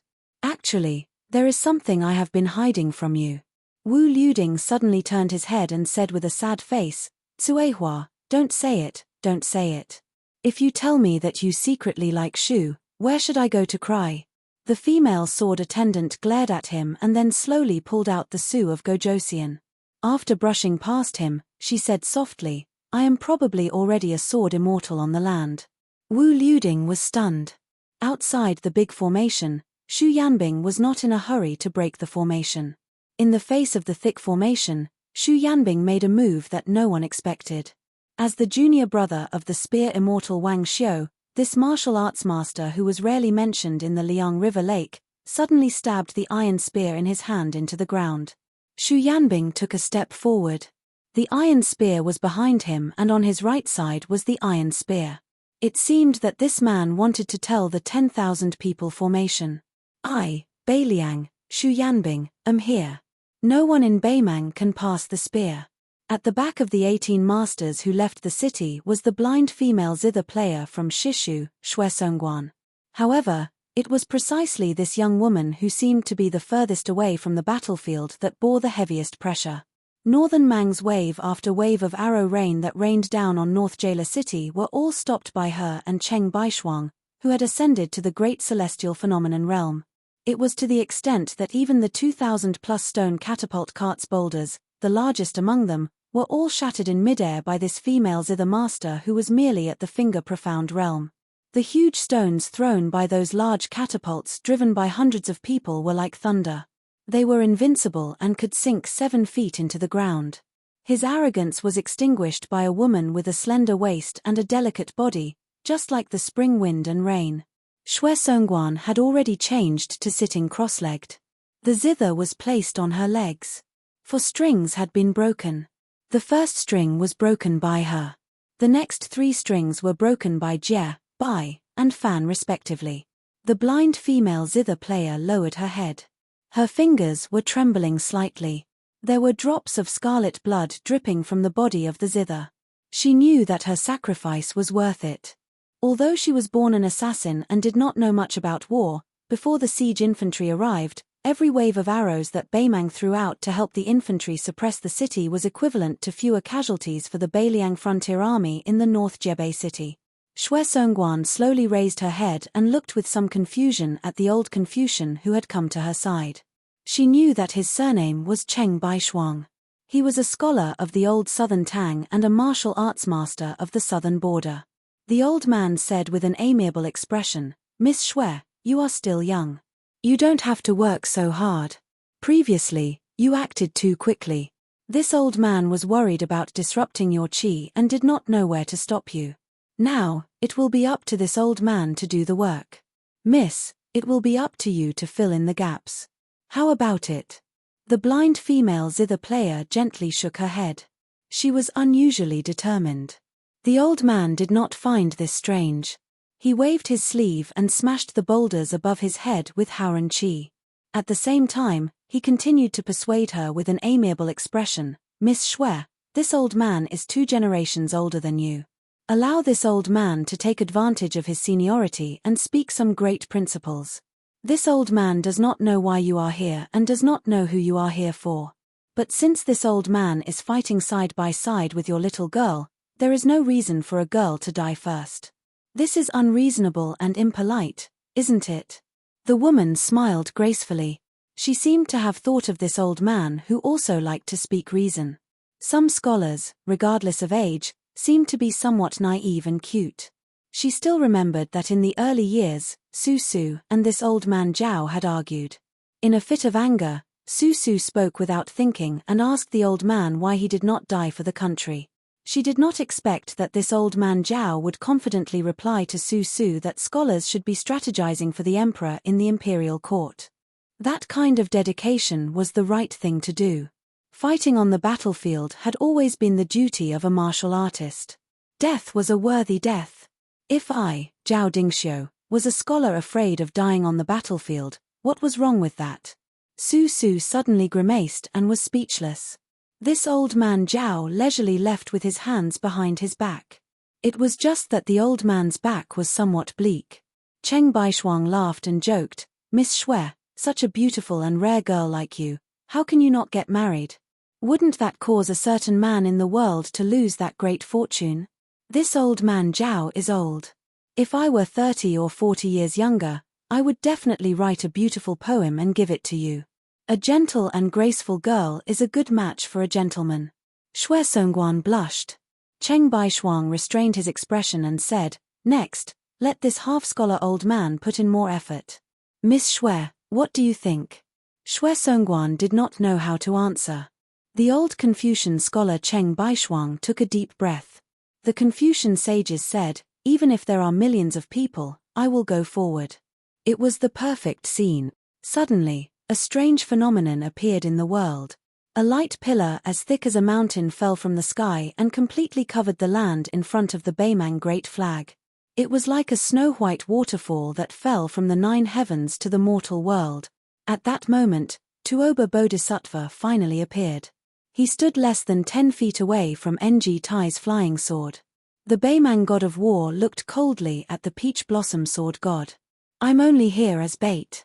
Actually, there's no need for me to kill Hsu Fengnian. The heavenly Tao will suppress it." Ng Tai's expression was solemn. He looked at the light pillar that continued to strike the ground from the sky. It contained a supreme dignity that did not exist in the mortal world. Ng Tai fell into deep thought. Tuoba Bodhisattva sneered and said, "Ng Tai, why don't we use this opportunity to determine the victor?" Ng Tai slowly retracted his gaze and finally looked at Tuoba Bodhisattva. However, he shook his head and sneered, "It's not my turn." Tuoba Bodhisattva immediately turned around. In front of the great northern Mang banner that was covered in dust, one could vaguely see that a black line seemed to have appeared between the pillar of light and the ground from the distance. Under the suppression of the heavenly Tao, someone straightened his back. Chapter 1997. The Prince of Beimang, Yelu Hongzai, had cut through the formation of the army and went straight to the heart of the army of 400,000 Beimang. Yelu Hongzai, the crown prince of Beimang, had stopped his horse under the banner and didn't retreat half a step. The future king of the prairie didn't show any fear. Instead, his eyes were burning. It was like watching a fierce beast fall into a carefully arranged trap during the annual autumn hunt. The more it struggled, the more it would make the knights who participated in the hunt feel the pleasure of conquering. The crown prince, who had been mediocre for many years, had always been regarded as a puppet by the nobles of the prairie. They thought that he was just an ordinary person without any talent or strategy. Many of the royal family members who were angry at his incompetence even thought that he had tarnished the noble surname of Yelu. However, it was undeniable that the young man who had inherited 70% of the former emperor's looks and wore the dazzling armor that the former emperor always wore when he was alive. He was indeed like a god of war in golden armor on the battlefield. Yelu Hongzai held an exquisite dagger inlaid with several priceless gems in his right hand and gently tapped the scabbard on his left palm. He looked up and tried to suppress the excitement in his heart. His angular face was slightly stiff. This noble of the prairie who had endured humiliation for many years kept breathing softly. He was afraid that if he revealed any clues, the great grandmaster of martial arts commentary who rose like a comet in the world would stop at the edge of the cliff and cause his efforts to be in vain. Yelu Hongzai subconsciously narrowed his eyes. His mood was complicated. If the prince of northern Liang could be prefixed with the word young, then just like the emperor of the Zhao family in Liyang, a young vassal king and a young emperor, they were both fully deserving of the title young. This was because there was a gap of several years between them. However, Yelu Hongzai was different. He had long passed the age that the scholars of the Central Plains called getting married. He was 35 years old. According to the survivors of the southern dynasties, There was a saying in the Central Plains that people who lived in the 70s were rare. He knew that his martial arts talent was mediocre. Not to mention the few top grandmasters like Tuoba Bodhisattva, Hong Jingyan, and Sword Qianjin, even Zhong Tan, Li Fengshou, and Tuoba Chunsun of the same age were far inferior. Therefore, he had no chance to become a level 2 master and naturally couldn't enjoy the life extension after refining his body. In this way, half of his life was gone. Except for marrying the woman with a prominent background under the emperor's order and becoming a couple with the woman who was extremely boring on and off the bed, he remembered that at that time, most of the young nobles in the Norland were waiting to see him, the crown prince, become a joke. They were waiting for the woman who slept with him to openly keep a gigolo. However, the crown prince's wife, who won the title of 2 words poem in the chess and sword music school, was quite well behaved. She lived in seclusion and rarely went out. She didn't follow the example of those bold and unrestrained noble women who had an ambiguous relationship with eagle-like prairie men. She also didn't go to the western capital of the southern dynasties to hook up with some nobles. Other than that, it seemed that Yelu Hongzai didn't have any other outstanding achievements. As the crown prince of a country, the future leader of millions of cavalry in the grassland, how sad and pitiful it was to live like this. Yelu Hongzai couldn't help but look ferocious. His 5 fingers clenched the scabbard, and blue veins bulged. Finally, the young king of Liang didn't disappoint the crown prince. He killed a bloody path and stood still with a cold knife in his hand. Although he was surrounded by hundreds of thousands of soldiers, the young king still looked calm and handsome. This was probably the so-called handsome and elegant. Yelu Hongzai found that the jealousy in his heart was so strong. It was like the withered grass in the vast grassland at the end of autumn. If you threw a match casually, the grass would burn fiercely and endlessly. Even if he knew that the young man standing a mile away was a person who was going to die, he couldn't suppress this feeling. For no reason, the crown prince of Beimang wanted to drink the famous Beiliang green ant wine. He really wanted to drink it in front of the proud son of Liang heaven. Under the watchful eyes of the crowd, Yelu Hongzai, who was wearing a bright armor, squeezed the horse's belly. The intelligent Fergana horse gently stepped forward a few steps. The man and the horse left the shadow of the big banner. The crown prince of Beimang laughed and said, "What a great king of Beiliang. If you and I didn't meet on the battlefield, I would have held your arm and talked with you. That's why I, Yelu Hongzai, would take out the best horse milk wine in the grassland and drink with you Hsu Fengnian until we are drunk." Behind the northern Mang crown prince were tens of thousands of heavily armored Qieshue soldiers. When the 2,000 elite guards and cavalry closest to Yelu Hongzai heard these words clearly, most of them revealed strange expressions. They clearly didn't expect this crown prince, whose reputation wasn't good, to be so imposing and majestic. As a result, their gazes towards the back of that golden-armored figure retracted a bit of their disdain and contempt. After all, compared to the royal army of the Liang dynasty that was hailed as the son of heaven's heavy armor by successive generations of Zhao monarchs, the grassland's Qieshue army had an even more transcendent status. They all came from the and B families. Of course, this also had to do with the fact that there were relatively few Chinese in the southern dynasty while there were many large families in the Norland. In the western capital where the remnants of the southern dynasty gathered, as long as one was a descendant of the A and B families, let alone a direct descendant, even a slightly talented and knowledgeable member of a side branch would often be able to secure a place. There was no lack of people who came from the CS and DS families to serve as important officials in the western capital. The reason why the old minister Yelu Hongzai, whose name sounded similar to the northern Mang crown princes, was still able to stand tall even after the empress seized the throne and ascended to the throne, was because this rotten old man who would be either dozing off or mentally wandering 10,000 li each time he held a meeting grasped the hearts of almost half of the Qieshue army. Murong Baoding, who was known as the number 1 relative of the empress, was supposed to be in charge of the Aquarius prefecture, which was an important source of food and war horses. However, in the end, he could only go to the Orange prefecture, which was ranked the lowest among the 13 prefectures. Undoubtedly, it was Yelu Hongzai and a large group of Qieshue who secretly exerted force. Dong Zhuo was able to quickly stand out in the southern dynasty and eventually hold the military and political power at the same time. Of course, The contribution of saving the country in the early years was indispensable. However, marrying the woman surnamed Yalu was more important. His Majesty especially valued Dong Zhuo and constantly promoted him in hopes of alleviating the fierce conflict between the Murong and Yelu surnames to a certain extent. It should be known that in the past 400 years, there were many outstanding people in the grassland. It had always been the one who got the Kieshwer army got the grassland. The biggest contribution of the king of the old northern courtyard, Xu Huainan, was to assist the empress to break this iron law in the turmoil of internal and external troubles. He helped the empress, who was not a legitimate woman, not only to successfully sit on the dragon throne, but also to unexpectedly sit on the dragon throne. In the face of the bold words of the crown prince of Beimang, the young king of Beiliang, who was standing on the edge of the open space, was indifferent. He did not say any words of appreciation, nor did he take advantage of the situation to rush forward. He was always 1 mile away from Yelu Hongzai. Obviously, he had already broken through 2,000 Beimang armor, but when no one stopped him, he chose to not move. This made the Beimang infantry behind the young king and the Kieshwer army behind the crown prince of Beimang puzzled. Could it be that he had finally reached the point where he was an arrow at the end of its flight? Yelu Hongzai did not continue to urge his horse forward. He just raised the dagger that was passed down from the founding emperor of Beimang and pointed it at his own neck. He laughed loudly and asked, "Hsu Fengnian, do you have the ability to take my head away?" Chapter 1998. In today's world, how many people could ask a martial arts evaluation grandmaster if he could take his own head at such a close distance?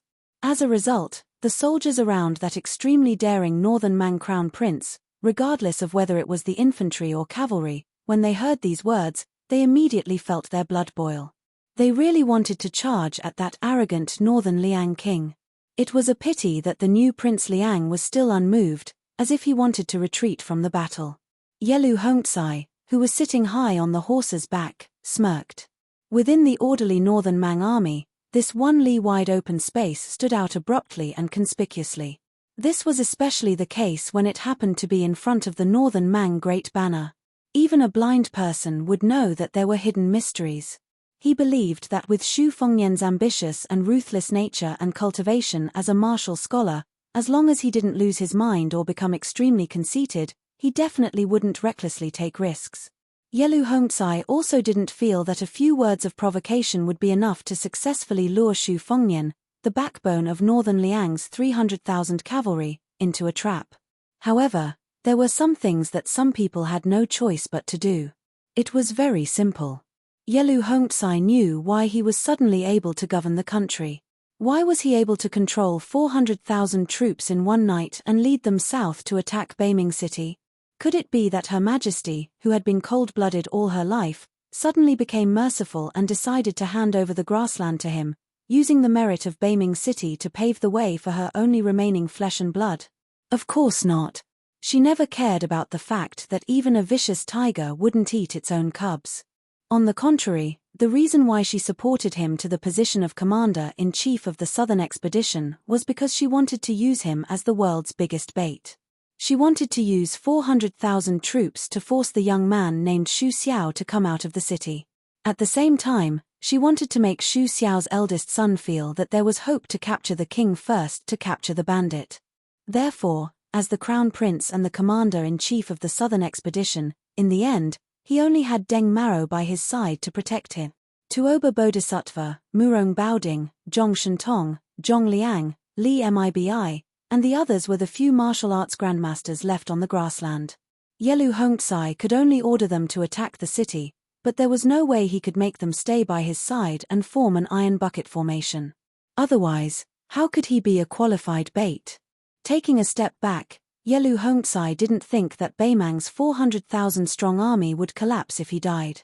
He believed that with His Majesty the Emperor's methods and the arrangement of the peace decree, even if 10 Yelu Hongke died outside Jebei City, the siege of the city would not be delayed.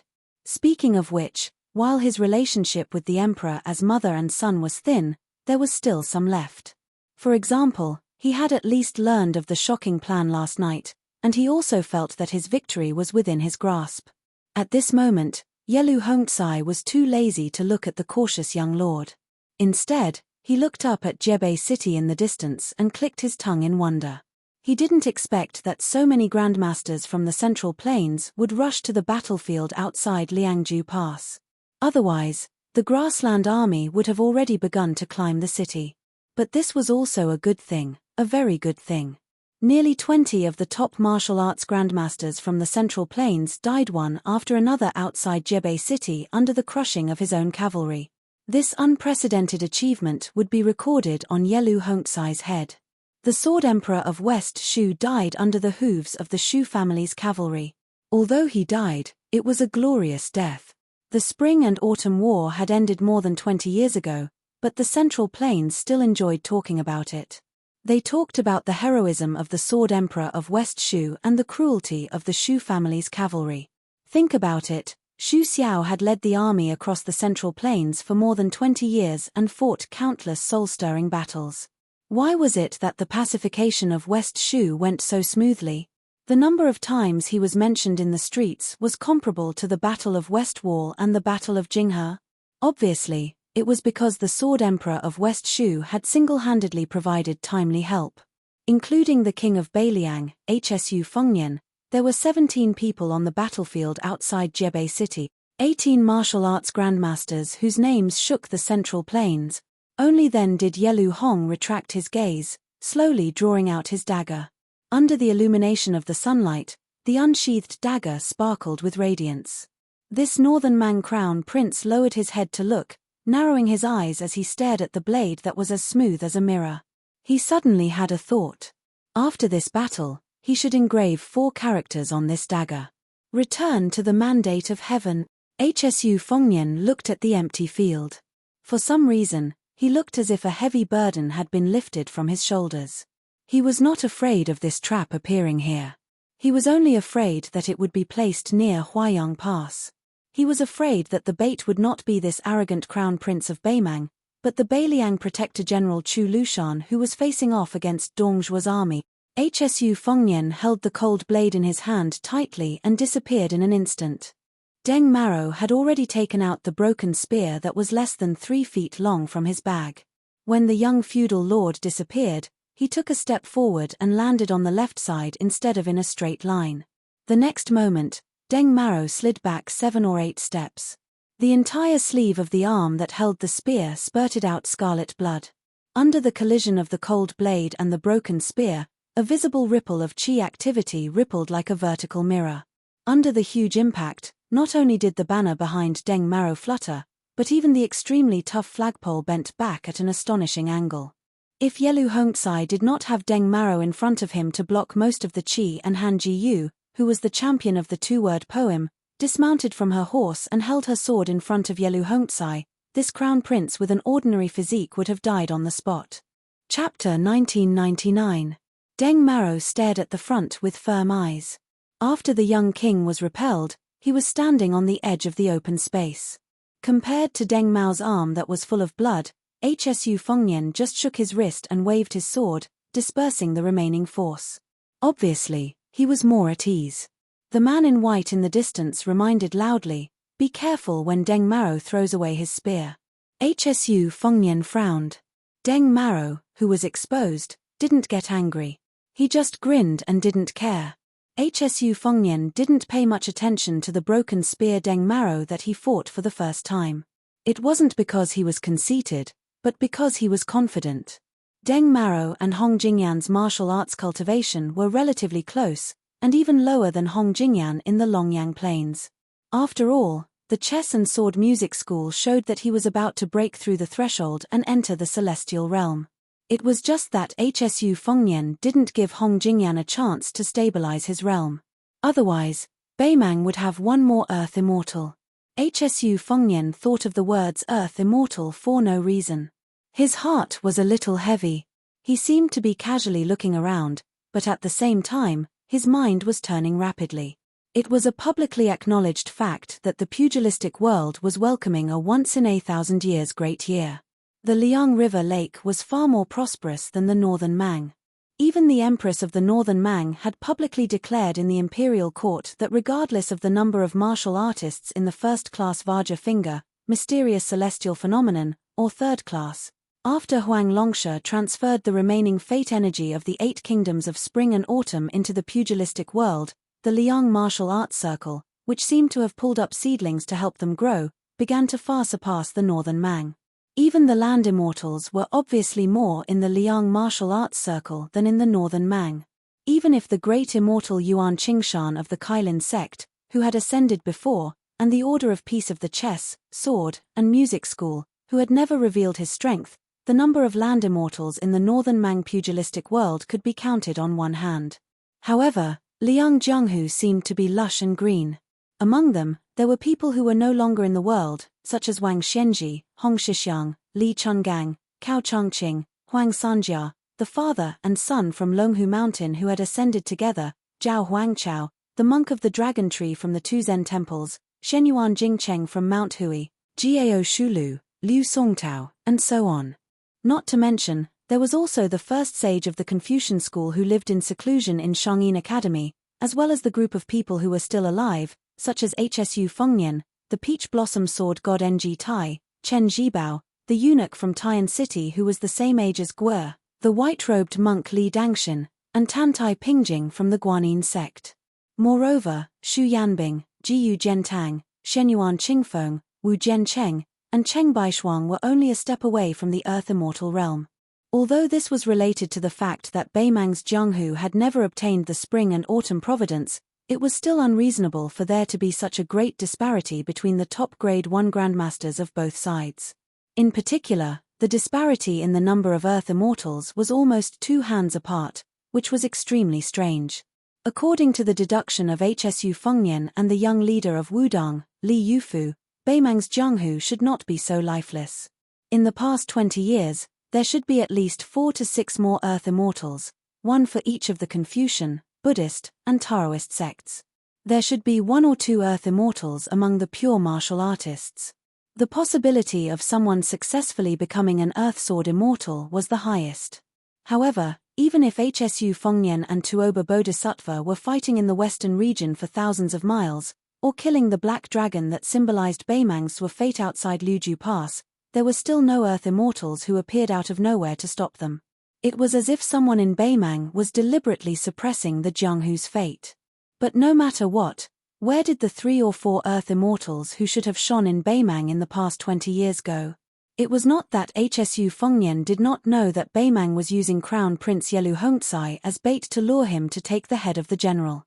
In fact, Hsu Fengnian did not have much interest in killing Yelu Hongzai. If the old woman died of illness or a sudden death, then Yelu Hongzai's existence would not change Beimang's chaotic situation. On the contrary, it would worsen the internal strife.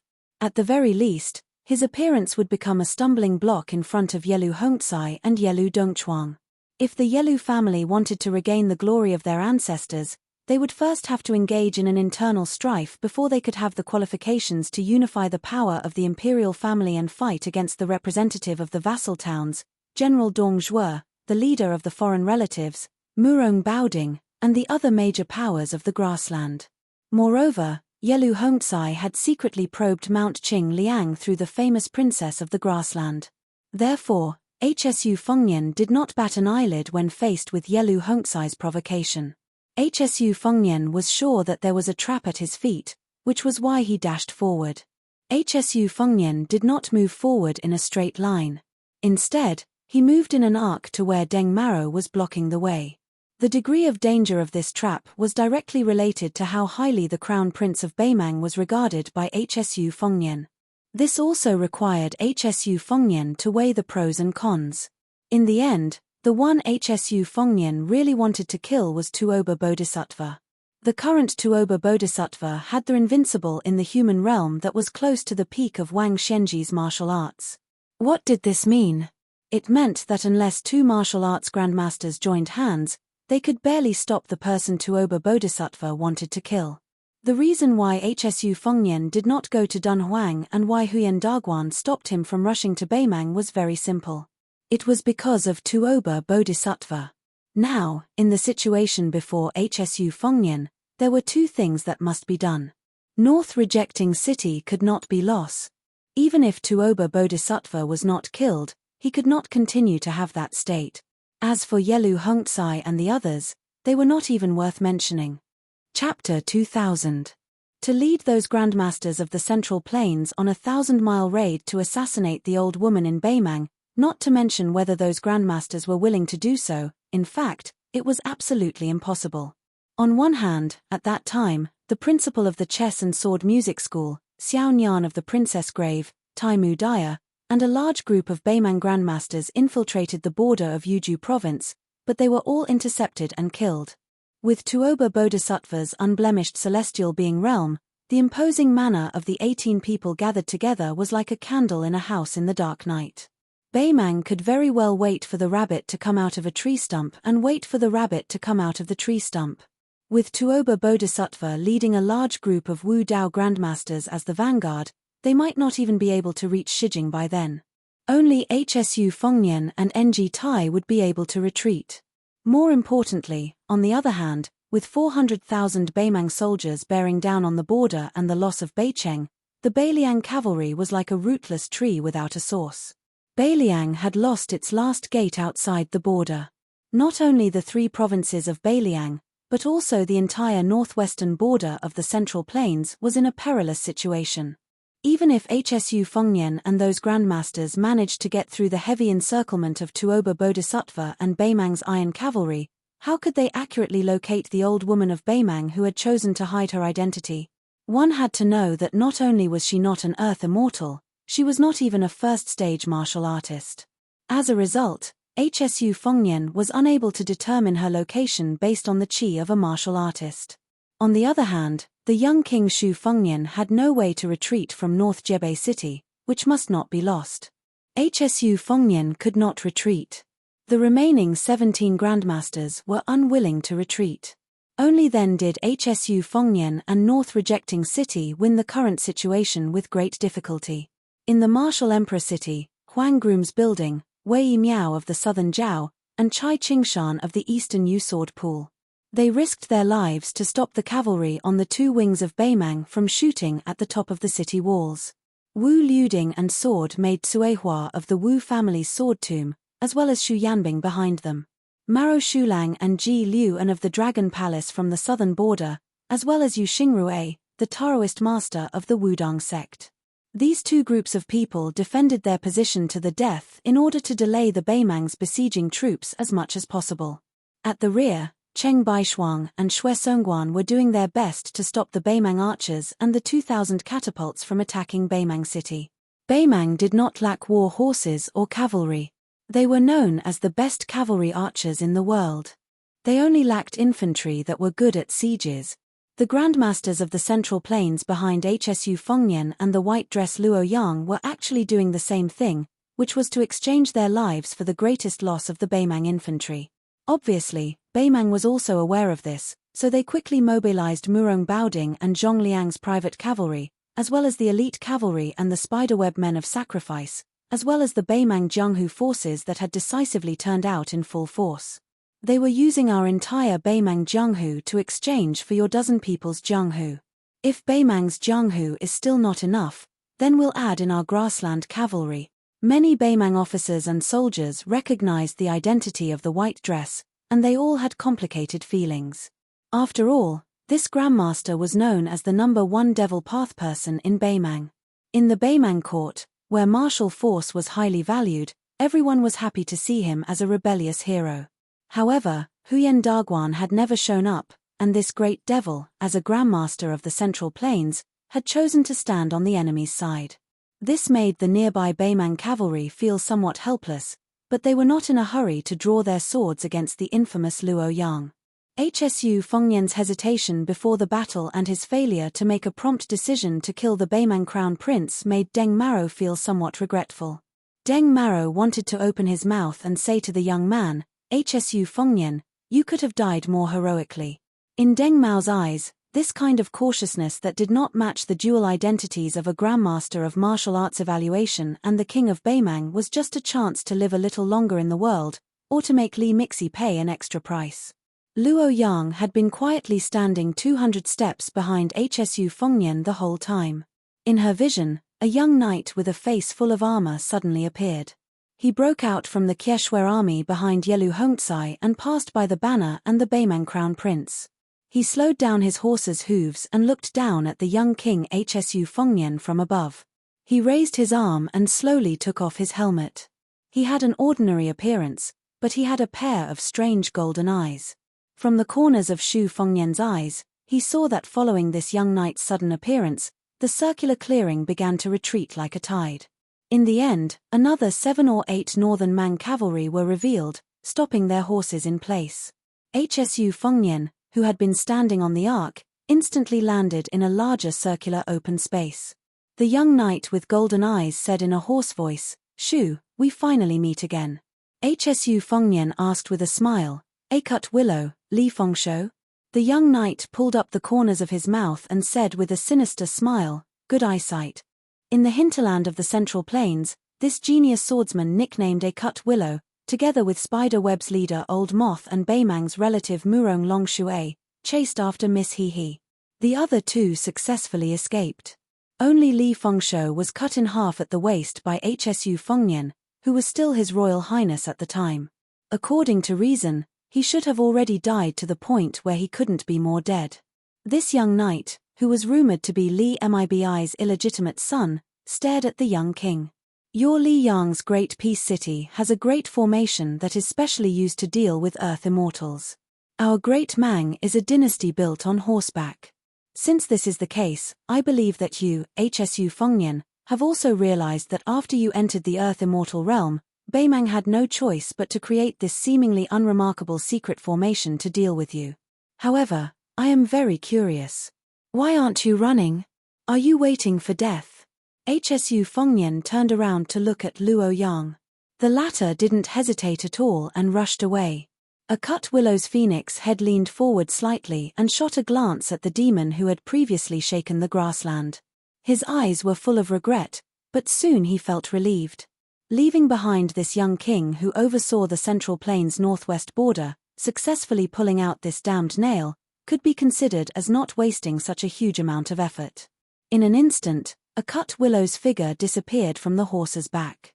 At the same time, those knights who didn't have any strange chi fluctuations at all, as if they were possessed by celestial beings, dazzling snow-white light shone from their 7 apertures and the iron armor on their bodies.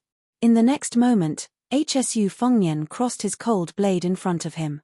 Beimang's cut willow's phoenix head was actually holding the young king's war blade with one hand behind his back and the other hand's 5 fingers behind his back. Li Fengshuo, who was at most in the Finger Xian realm for the first time, revealed his strength at this moment, absolutely not inferior to an Earth Immortal. With Hsu Fengnian and Li Fengshuo as the center, 12 Beimang knights who were blooming with white flowing light had already abandoned their horses and stood in a big arc.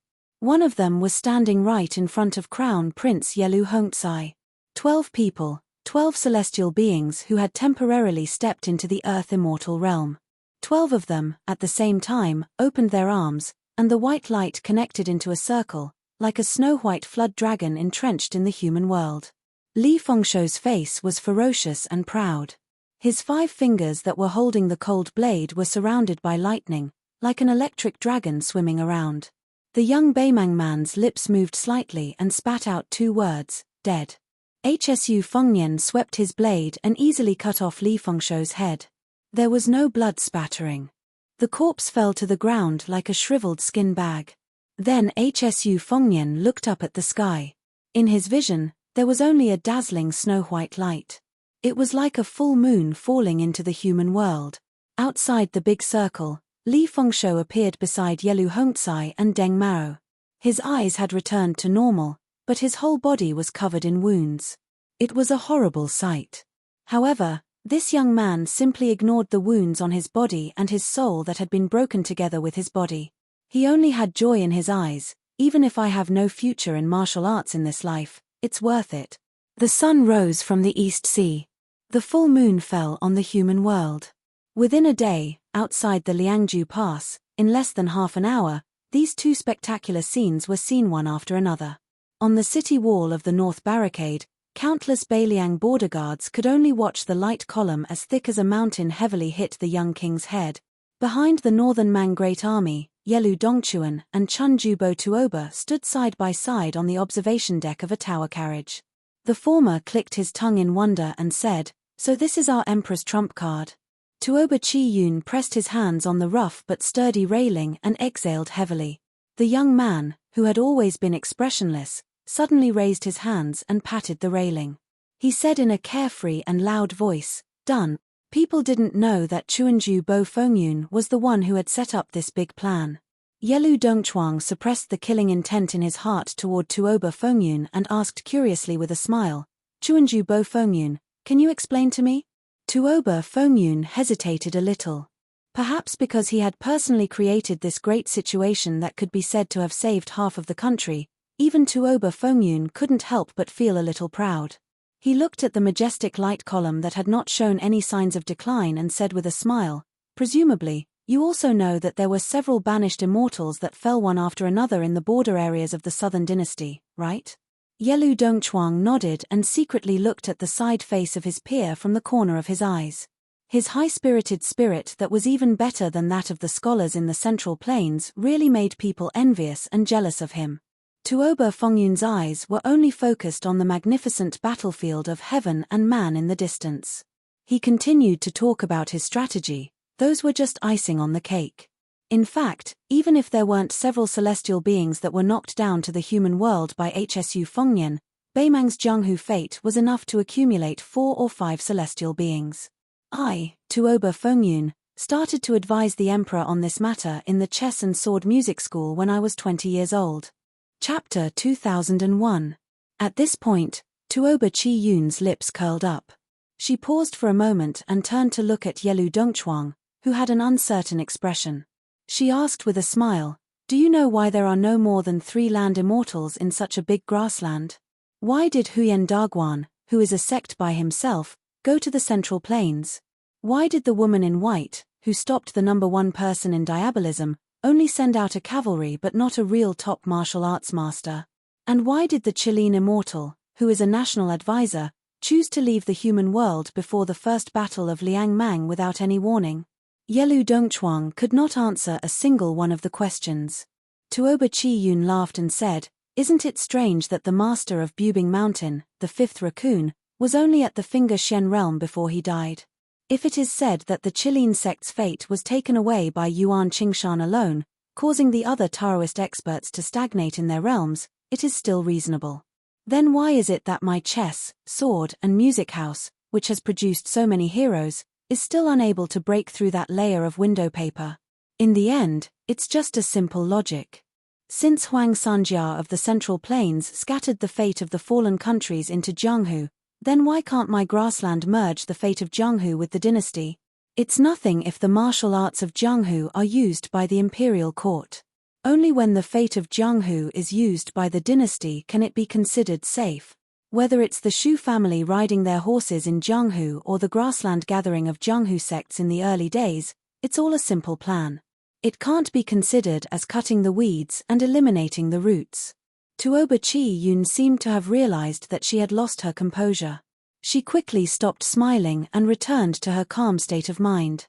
She no longer revealed the secrets of heaven.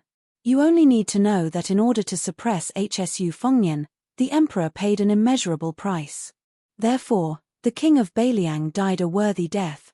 Yelu Dongchuang rubbed his chin.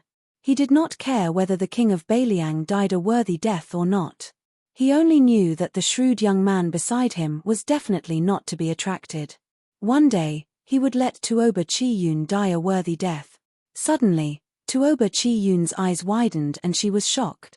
Yelu Dongchuang followed his line of sight and his emotions surged. There was fear, respect, and the fascination of a martial artist. For some reason, Yelu Dongguan felt a sense of unspeakable satisfaction. What great things can a scholar achieve in this chaotic world? The pillar of light that symbolized the way of heaven pressed down rapidly. It was so fast that even the young vassal king, one of the 4 grandmasters of Wu Ping, could not escape from the cage created by the joint efforts of the celestial beings, the insurmountable thunder pool. 12 Beimang land immortals appeared together. 3 of them were banished immortals who had been personally struck down from the sky by Hsu Fengnian. Before their bodies and spirit were about to completely merge into the light pillar, one of them sneered and said, "How dare a mere mortal disobey the will of heaven? Do you really think that we will be so weak?" The Baimang land immortals who stood behind the young vassal king had the most powerful momentum, as if they were guarding the 4 directions of heaven and earth. These 4 celestial beings were different from the Baimang Qi cultivators who bore the fate of Jianghu with the body of a mortal and temporarily entered the realm of land immortals. These 4 celestial beings came from heaven and were the same as Bodhisattva Tuoba's cultivation. They were also one of the gifts from the will of heaven. However, they were relatively more hidden and were far less dignified than Bodhisattva Tuoba who bore the will of heaven. The burly figure standing in front of the young king opened his mouth and spoke like a great bell. He looked at the pitiful figure who was almost kneeling on the ground because of the way of heaven, and said without the slightest emotion, "Xu Fengnian, why are you still resisting?" At this moment, whether it was the central plains of Liang or the grassland of Baimang, almost everyone looked up and could see the snow-white waterfall that seemed to fall from heaven. However, in the eyes of most people, it was more like a slender fishing line. When the immortals were fishing, the clouds were on the shore and the human world was in the water.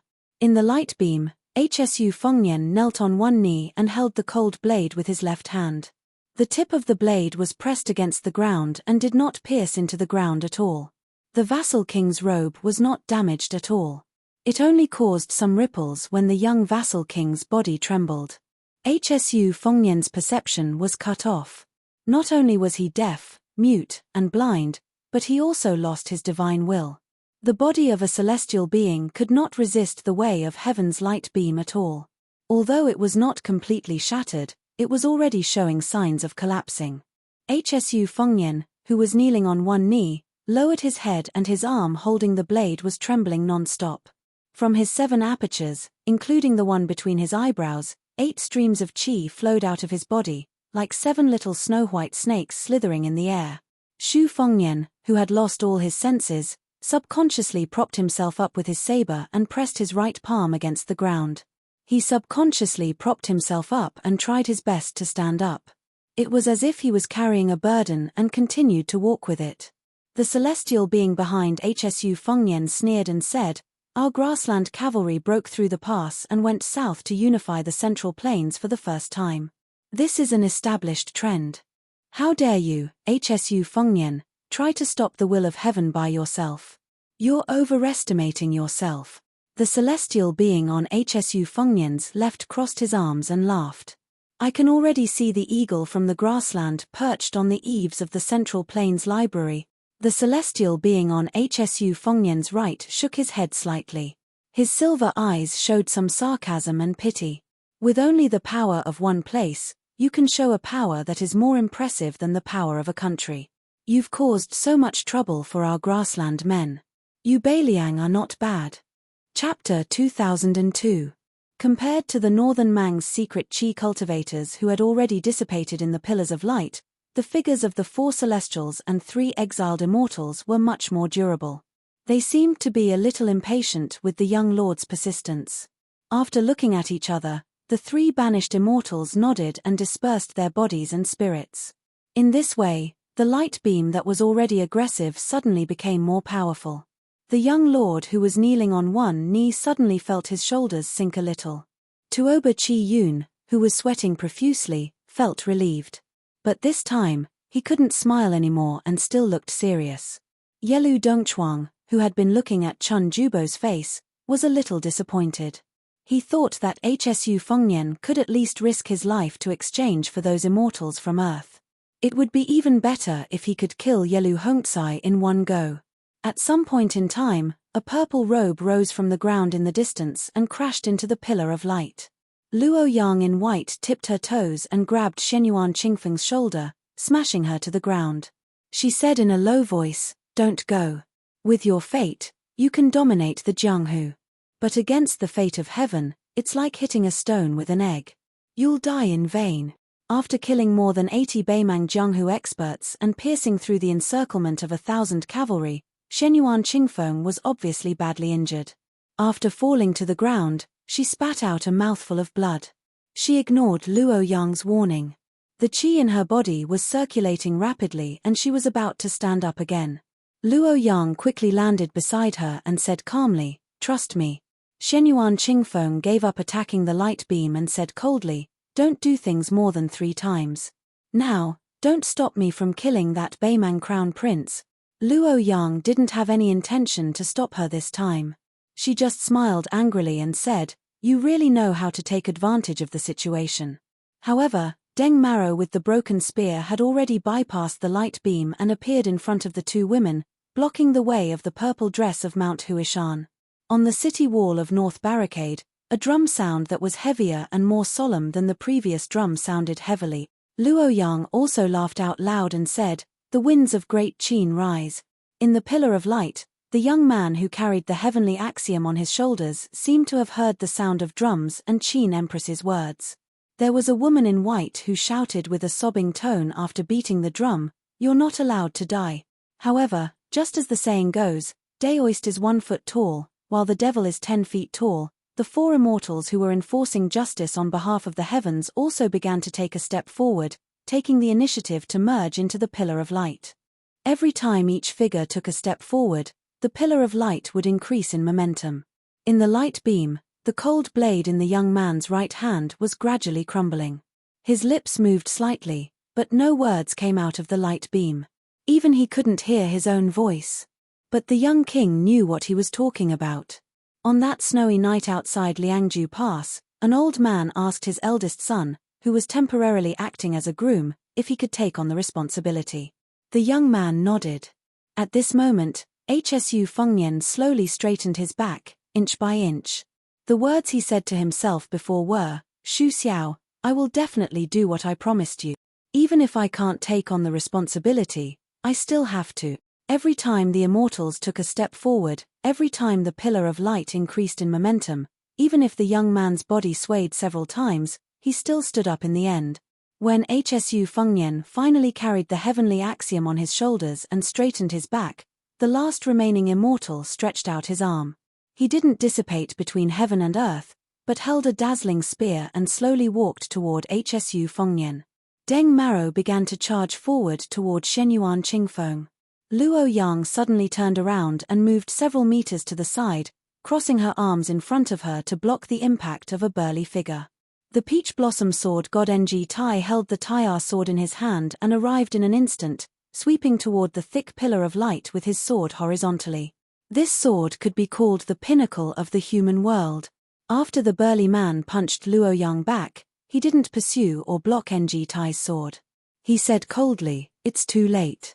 The pillar of light suddenly disappeared. However, Hsu Fengnian was also stabbed in the chest by the immortal holding the snow-white spear. The young lord didn't bleed. After the snow-white spear pierced through his body, it revealed an exceptionally dazzling snow-white light. At this moment, it was as if all sounds between heaven and earth were silent. The first to break the silence was Luo Yang. She turned around and glared at the back of the figure, questioning, "Why?" In a trance, there seemed to be 2 Luo Yang in white. One was a real body, and the other was an ethereal spirit. The 2 constantly overlapped and separated. It turned out that she had planned to use her spirit to escape from her body. The former was to block Tuoba Bodhisattva's attack, while the latter was to block Xu Fengnian's attack. She had indeed done so, but she was stopped by Xu Fengnian. The young lord with his head lowered raised his arm and held the spear. He said in a hoarse voice, "Women, don't meddle in men's business." The immortal's figure finally dissipated and turned into ashes. He looked at Tuoba Bodhisattva, who was expressionless and just nodded gently. The immortal then disappeared with a smile. Hsu Fengnian twisted his wrist and broke the spear. He slowly turned around and looked directly at Tuoba Bodhisattva. Tuoba Bodhisattva glanced at Ng Tai, and then asked the young lord with a smile, "Is the 2 of them enough? If it's not enough, add the 2 of them. I can ask Deng Maro to step down." Hsu Fengnian smiled and said to Ng Tai, "Take them away from here." Ng Tai frowned. Hsu Fengnian's eyes were firm. The peach blossom sword god could only say, "Don't worry." Hsu Fengnian shook his sleeves and said to the Beimang military god, Tuoba Bodhisattva, although I don't know your parents.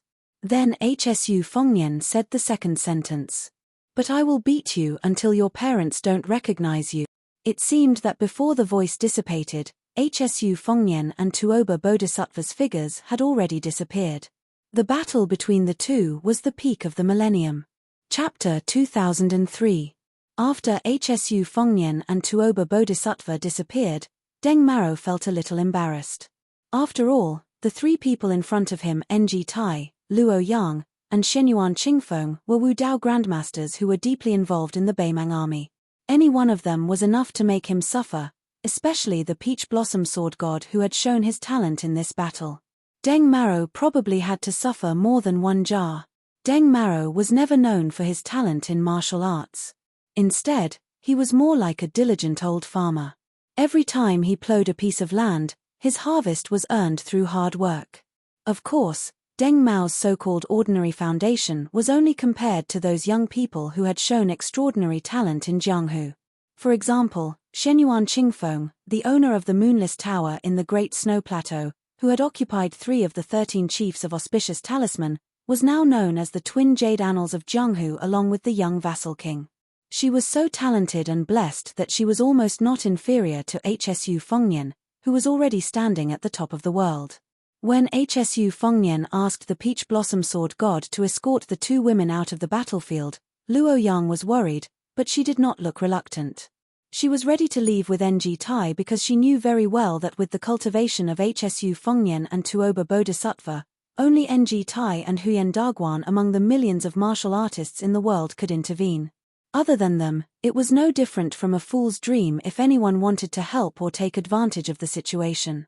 It could even be said that it was useless to say that even the immortals on Earth would be useless. If Luo Yang really wanted to help Hsu Fengnian, she would leave as far as possible. Otherwise, she would only become a weakness that Tuoba Bodhisattva could use against Hsu Fengnian. Only Shenyuan Qingfeng looked past the dignified Deng Maro and stared at the Beimang banner. She was ready to make a move, as if she did not care whether she would be affected by the battle at the peak of the Beimang army. In this woman's heart, liking someone was very important, but whether the person she liked her or not was not important. In her eyes, there was probably never just a single person's back. In her eyes, there was the heavy snow on the snowfield, the ebb and flow of the Jianghu, the bright moon above the sea, and many people, many things, and many sights. Deng Maro was able to achieve what he had today because of his tenacity. Therefore, this Beimang Grandmaster, who was almost at death's door, was fearless even if he had to fight against 3 people alone. His battle intent surged, and he advanced instead of retreating. Deng Maro held the broken spear tightly, his clothes fluttering. He faced the purple-robed man of the Central Plains and asked in a deep voice, "Are you Shenyuan Qingfeng of the Great Snow Plains?" Shenyuan Qingfeng retracted his gaze and sneered, "Could it be your long-lost mother?" Deng Maro, who had already disregarded life and death, was stunned and speechless for a moment. Clearly, he didn't expect that Shenyuan Qingfeng, a grandmaster of the Jianghu, would say such unbearable words. Not far away, Luo Yang shook her head slightly and clicked her tongue. She really needs to change her temper. It's too unlikable. For some reason, Luo Yang had always held a subtle admiration for this arrogant and despotic chief of the Liang Wulin alliance. Hearing this, the Peach Blossom Sword God smiled and teased, which was rare of him. The Central Plains, on the other hand, are fond of this. Nowadays, masters roam the Jianghu, hiding and hiding. It's very undesirable. Luo Yang couldn't help but laugh. She remembered something and asked in a low voice, "Why did the heavenly way that fell to the mortal world disappear on its own? Was it because you cut it off?" Ng Tai shook his head and said, "In fact, my sword didn't hit the light beam just now. As for why it suddenly disappeared, I'm not sure if it was to avoid my Tai'er sword's edge, or if it was to hide something and have a backup plan." Luo Yang looked up at the sky and said angrily, "It's so annoying. It's like a ghost that won't go away." Ng Tai agreed. He turned his head and looked at the top of North Barricade City. He said to Shenyuan Qingfeng solemnly, "The Beimang army is about to reach the city. You two better go back to support them so that HSU Fengnian won't be distracted.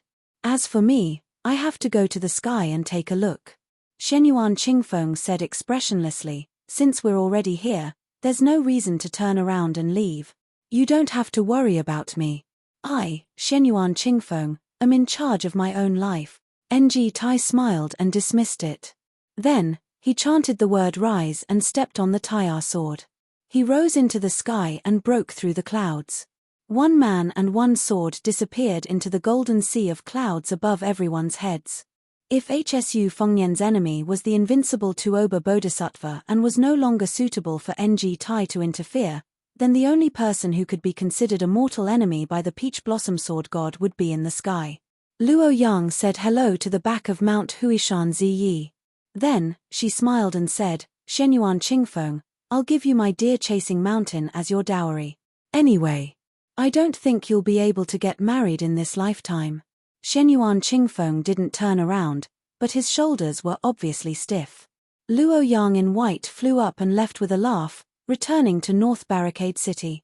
It wasn't that the Beimang army was scared out of their wits and could only allow the former number 1 demonic cultivator of Beimang to come and go as she pleased. It was because the battlefield behind Luo Yang was already in chaos. Countless Beimang soldiers were frantically fleeing, and no one could pay attention to her movements. It turned out that back then, the Northern Mang war god was kicked out by the new King Liang. Even though his tall and sturdy figure didn't fall to the ground, he still slid several dozen zhong away. The 100 or so armored Northern Mang cavalry on that path were instantly sent flying to the sides by Tuoba Bodhisattva's retreating body. Both men and horses were sent flying into the air, causing many innocent cavalry soldiers to fall off their horses as well. HSU Fengnian didn't follow up with another attack. After landing on the ground, he put his saber back into its sheath. After the dust settled, Tuoba Bodhisattva stood where he was. Although he had been knocked back by HSU Fengnian, he didn't look embarrassed at all. This Beimang war god, who had always been crowned as the king of the grassland, had arms like an ape. Strands of golden qi that were almost condensing into solid objects circled around his body. Especially under the light of the rising sun, they shone brightly, as if he was a war god from the heavens. His aura was majestic and unparalleled. He could destroy mountains and shake cities, and thousands of soldiers would flee. The tens of thousands of Beimang soldiers at the center of the battlefield were first shocked when they saw this scene. Then, they drew their sabers and roared at the same time. Tuoba Bodhisattva closed his eyes and raised his chin slightly. His entire body was bathed in the sunlight, as if he was intoxicated by the vitality of the world. HSU Fengnian took a deep breath. His sleeves fluttered and were instantly filled with the Great Spirit. He took a step forward with his left foot. There was a loud bang under his foot. Cracks appeared and spread in all directions, forming a huge spider web. The next moment, HSU Fengnian's figure appeared in front of Tuoba Bodhisattva. He jumped up high and stretched out his right fist in a big arc, quickly smashing towards Tuoba Bodhisattva's forehead. For some reason, Tuoba Bodhisattva didn't move at all. He maintained his original posture and didn't move at all. HSU Fengnian's fist smashed down and directly smashed Tuoba Bodhisattva's body. In an instant, he disappeared from everyone's sight. HSU Fengnian stood at the edge of the big pit. He looked down and frowned. Tuoba Bodhisattva stood at the bottom of the pit and slowly opened his eyes. He looked at HSU Fengnian, who had just punched with the power of thunder. Tuoba Bodhisattva's mouth twitched, full of sarcasm and disdain. At the same time, he seemed to be asking why the young king was so polite and why he didn't use the more lethal two-sleeved green snake at the beginning. This kind of attack didn't hurt at all. Was it because HSU Fengnian had become too weak, or was it because Tuoba Bodhisattva, had become too strong? HSU Fengnian's brows relaxed. He gently twisted his wrist and then suddenly clenched his fists. This time, Shu Fengnian disappeared in a flash. Probably because his speed was too fast, the place where he originally stood exploded into a cloud of mist. HSU Fengnian, who was wearing a purple-gold embroidered robe, rushed forward. Wherever his body passed, a long black rainbow stretched out. No one on the battlefield clearly saw how the young king attacked. They could only vaguely see that Tuoba Bodhisattva, who was covered in golden light, was hit by the black rainbow. His whole body flew backward again and again. The black rainbow followed like a shadow. It was as if Tuoba Bodhisattva, who was shrouded in golden dragons, was hit again and again. In this straight line, more than 100 Baemang cavalrymen who couldn't dodge in time were torn into pieces on the spot. If they were hit directly, they would be smashed into pieces. Every time the two grandmasters collided, the violent sound caused by the collision came late and seemed to be extremely delayed. Every punch landed squarely on the body. There were no flashy moves, nor were there any magnificent and shocking ultimate techniques. On the contrary, it was like a rude and unreasonable fight between villagers. They went back and forth, and it was very straightforward. However, it was purely because the two sides were Hsu Fengnian and Tuoba Bodhisattva. It was a Vajra realm against a Vajra realm. With Hsu Fengnian's current chi dynamic and physique, he could fly at the speed of his sword. However, every time he rushed forward to kill Tuoba Bodhisattva, he would take a step that seemed cumbersome but was actually very mysterious. This was not the Daoist magic of shrinking the ground into an inch, but it was taken from the Grand Peace City's gatekeeper, Master Liu Haosha. At that time, Master Liu Haosha used this move to enter the city from 10 miles away. The starting distance was an inch that an ordinary child could cross in one step. The last step was as long as 1,000 feet. The key was that during this period, he could continuously accumulate his power. It was similar to the stacking and stopping that White Fox's face used to scare Tuoba Bodhisattva away. White Fox's face once said that 12 stops could kill a celestial state. Below 16 stops, the celestial's physique was like a piece of white paper. After 18 stops, there would be no land immortals in front of him. Compared to Jiyu Gentang, who climbed the Wudong mountain to challenge the Buddhist Vajra Li Dangshan, White Fox's face once said that 12 stops could kill a celestial state. Below 16 stops, the celestial's physique was like a piece of white paper. After 18 stops, there would be no land immortals in front of him. Compared to Jiyu Gentang, who climbed Wudong mountain to challenge the Buddhist Vajra Li Dangshan of Buddhism, Vajra Li Dangshan, the battle between masters was fought at the millimeter. Therefore, this step that seemed to slow down the speed was the essence of Hsu Fengnian's real advantage. As for the four great grandmasters of Wushu evaluation, Hsu Fengnian was beating Tuoba Bodhisattva from the beginning to the end. Tuoba Bodhisattva could only parry and did not have the strength to fight back. When the high and mighty immortals fought, the ant-like mortals could not hope to sit on a bench and watch the show, not to mention clapping and cheering on the ground or pointing out the world with relish. Chapter 2004. From Qi Xuanzhen's ascension on the demon-slaying platform to Hsu Fengnian's battle with the immortal of Dragon Tiger Mountain in the capital city's imperial astronomer, countless bloody Jianghu grasslands had already proved this point. In addition to drawing their swords to boost Tuoba Bodhisattva's momentum, Baemang's cavalry had already deliberately retreated to the east and west under the urgent mobilization of some generals and chiliarchs. They did not care about the established formation to prevent themselves from being implicated in the battle between the two grandmasters. It was a pity that the young king who had been suppressed by the heavenly way did not show any signs of weakening. His attacks were still shocking and Tuoba Bodhisattva inexplicably fell into a dangerous situation where he was beaten passively, causing the thousands of cavalry nearby to die in the hands of their own war god. A Baemang cavalryman who was galloping to the west only felt that he was lifted off the ground and turned around. It turned out that Tuoba Bodhisattva's tall back had hit him near the horse's buttocks. Fortunately, Tuoba Bodhisattva only smashed the back half of the warhorse body and the cavalryman was not killed on the spot. However, the young king who was following behind quickly grabbed his head and threw him out. The cavalryman in armor was thrown to Tuoba Bodhisattva who had just slowed down. The latter stretched out an arm forward. The poor cavalryman crashed into the majestic Qi and shattered like an egg hitting a rock. Hsu Fengnian passed through the bloody mist and pressed a palm on Tuoba Bodhisattva's chest. In the past, on the reed-filled path outside Xiangfan City, Beiliang His Royal Highness had used a move that he had comprehended from practicing his swordsmanship to defeat the Red Armor Talisman General who was far superior to him. That move was named Armor Removal. This was the first time Hsu Fengnian used the fixed move in a battle of life and death between the two grandmasters. Logically speaking, Tuoba Bodhisattva, who was supposed to retreat faster than before, did not retreat at all at this moment, which was extremely unusual. The golden chi as thick as an arm wandered freely like dragons, like the eyes of a heavenly king, solemn and dignified. 18 strands of vital energy lingered in the surroundings like 18 coiling flood dragons. After resisting the young king's armor removal, the golden dragons wandered and rolled faster. It was dazzling and made Tuoba Bodhisattva, who was already tall and sturdy, look even more majestic and awe-inspiring. Returning to nature, the chi was as usual.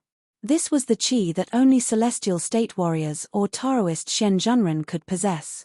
It was the dream of all martial artists in the world. The second-grade master or first-grade Vajra state. When they occasionally showed up in Jianghu, they were often the most sensational because their chi was much more than ordinary martial artists. They were often the most outstanding when they appeared Jianghu. Their chi was realm level was realm. They would often caused a sensation when they occasionally in Jianghu, because they were and chi that was much realm, they was, and the chi and had seen King, the great lord, north, many head, many who had many times and went alone, many alone north city. Of the many had master. Tuoba Bodhisattva was another special case after Wang Xianji of the martial emperor city. He was a special case among the earth immortals. This Beimang army god's chi was so strong that he had to pour it out. Tuoba Bodhisattva's eyes were full of sarcasm. He seemed to be looking down on the young king's insignificant skill. Hsu Fengnian changed his palm into 2 fingers and formed a sword. Finger-sword style. On the big lake outside Yuyang Mountain Villa, there was once a female chi cultivator from the Guanyin sect who fought Hsu Fengnian with 2 styles of finger Shen realm. One was Finger Mountain and the other was Finger Sea. They respectively meant Finger Mountain to fill the sea and Finger Sea to destroy the mountain. Tuoba Bodhisattva also felt the chi movement in his chest. After weighing the pros and cons, he turned sideways in the blink of an eye and dodged the young king's finger. As expected, when Bodhisattva Tuoba barely dodged the finger sword, a white rainbow of sword aura shot out. The power of the sword aura was not inferior to the all-out sword strike of a land sword immortal at close range. However, Tuoba Bodhisattva soon showed a somewhat helpless expression. The seemingly aggressive mountain-splitting sword style was suddenly weakened after shooting out for a short distance. At the same time, the young king's 2 fingers turned back into a palm and the back of his hand was placed on Tuoba Bodhisattva's chest. He slapped his arm. Stacked thunder. Tuoba Bodhisattva's chest felt like it was struck by lightning. However, he only gently inhaled and the 18 golden dragons suddenly stopped. Then, the power of the stacked thunder was miraculously removed. The stacked thunder that was on the verge of being triggered had a total of 6 times. It was continuous and progressive. After Tuoba Bodhisattva inhaled and exhaled, the dragons returned to their swimming state. A human's breath was very ordinary. Tuoba Bodhisattva's understatement of movement and stillness made the young king's terrifying stacked thunder disappear after the second stacking. Hsu Fengnian's left hand, which was hidden in his big sleeve, clenched his fist and loosened his 5 fingers. It was also an extremely simple action. After that, Tuoba Bodhisattva's head shook violently as if it was hit by a bell. Then, his whole body flew out horizontally. Jiyu Gentang's thunder square was known as the thunder pool of palms. Tuoba Bodhisattva's body staggered horizontally. He stepped heavily on the ground and forcibly stopped his body. Beimang's god of war raised his arm and gently wiped the blood from his nose with his thumb. Golden blood. The former leader of Buddhism in the world, the dragon tree monk of the 2 Zen temples who met Hsu Fengnian in Beimang, relied on his supreme cultivation to cast an invincible Vajra body. The blood in his body was refined into golden liquid. 800 years ago, the group of great Qin alchemists who tirelessly went to the sea to search for the immortality elixir for the emperor was actually a kind of zhong shentong in the hearts of the people of the future. Undoubtedly, turning stone into gold was the most fascinating thing. Although this was the short-sightedness of the common people, in fact, after the great Qin dynasty, there were many branches of Taoism such as the pill cauldron talisman amulet. Of course, the Pill Cauldron sect had a deeper meaning. The Pill Cauldron sect mainly focused on the internal and external Jindan. Even the Talisman Amulet sect had to advocate refining Jindan internally and using talisman amulets externally. Wudang's patriarch Lu was the master of Taoism's inner elixir study. Wudang's Grand Yellow Hall and Jade Emperor Pavilion of Dragon Tiger Mountain were two qi cultivation techniques. The former was regarded as having the magical effect of once the apertures are enlightened, the golden body. Therefore, Taoism's Midas gold was only one step away from Buddhists' invincible golden body. Chapter 2005. Tuoba Bodhisattva looked around. He was curious as to why the young enemy did not continue to suppress him. Could it be that he had realized that it was a fool's dream to completely destroy his qi in one go? Or was he secretly accumulating his power, the real trump card, similar to the 18 stops that the white fox face forced him to retreat? No matter what the young king thought, Tuoba Bodhisattva did not care. The realm of martial arts, the physique of a martial artist, and the state of mind of martial arts. A tripartite balance. Generally speaking, it was the external physique and the internal state of mind that supported the realm together. Tuoba Bodhisattva was originally very conceited about his physique. It was the same as pure martial artists like Liang Shenyuan Great Disc. The physique was the real foundation. After the battle with Ng Tai, his state of mind was close to perfection and reached the peak. However, after the battle with Hsu Fengnian in the 1,000 Miles West region, he fell into a situation where his life was hanging by a thread. In the Battle of the Dragon Eye Plain, he was forced to retreat by the White Fox Face with an unprecedented 18 stops. It was one disaster after another. Therefore, even if his physique was far better than before, and his realm was high, he was confident that he had won against the other three grandmasters. Although it was a realm of excessive enthusiasm, there was no hidden danger. Then, the only regret, but not the flaw, was his state of mind. The subtlety of the state of mind was that every level had a small perfection of each level. A second-grade master could also achieve a flawless state of mind. For example, Mount Huishan Shenyuan Great Disc and the current Liang Shualu Spear Saint Li Honghu were respected as masters in Jianghu. It was recognized that they had great martial arts but little martial virtues. However, in the same realm, these two were undoubtedly the closest to being invincible. The people of the three sects who could enter the first-grade realm mostly had a good state of mind. However, they often had an empty realm, but their combat power was not as good as the pure martial artists in the realm who cultivated their strength and not their mind. The unpredictability of the state of mind was due to the profound difference. Wang Xianji, who had dominated Jianghu for 60 years, claimed to be one of the top 10 martial artists.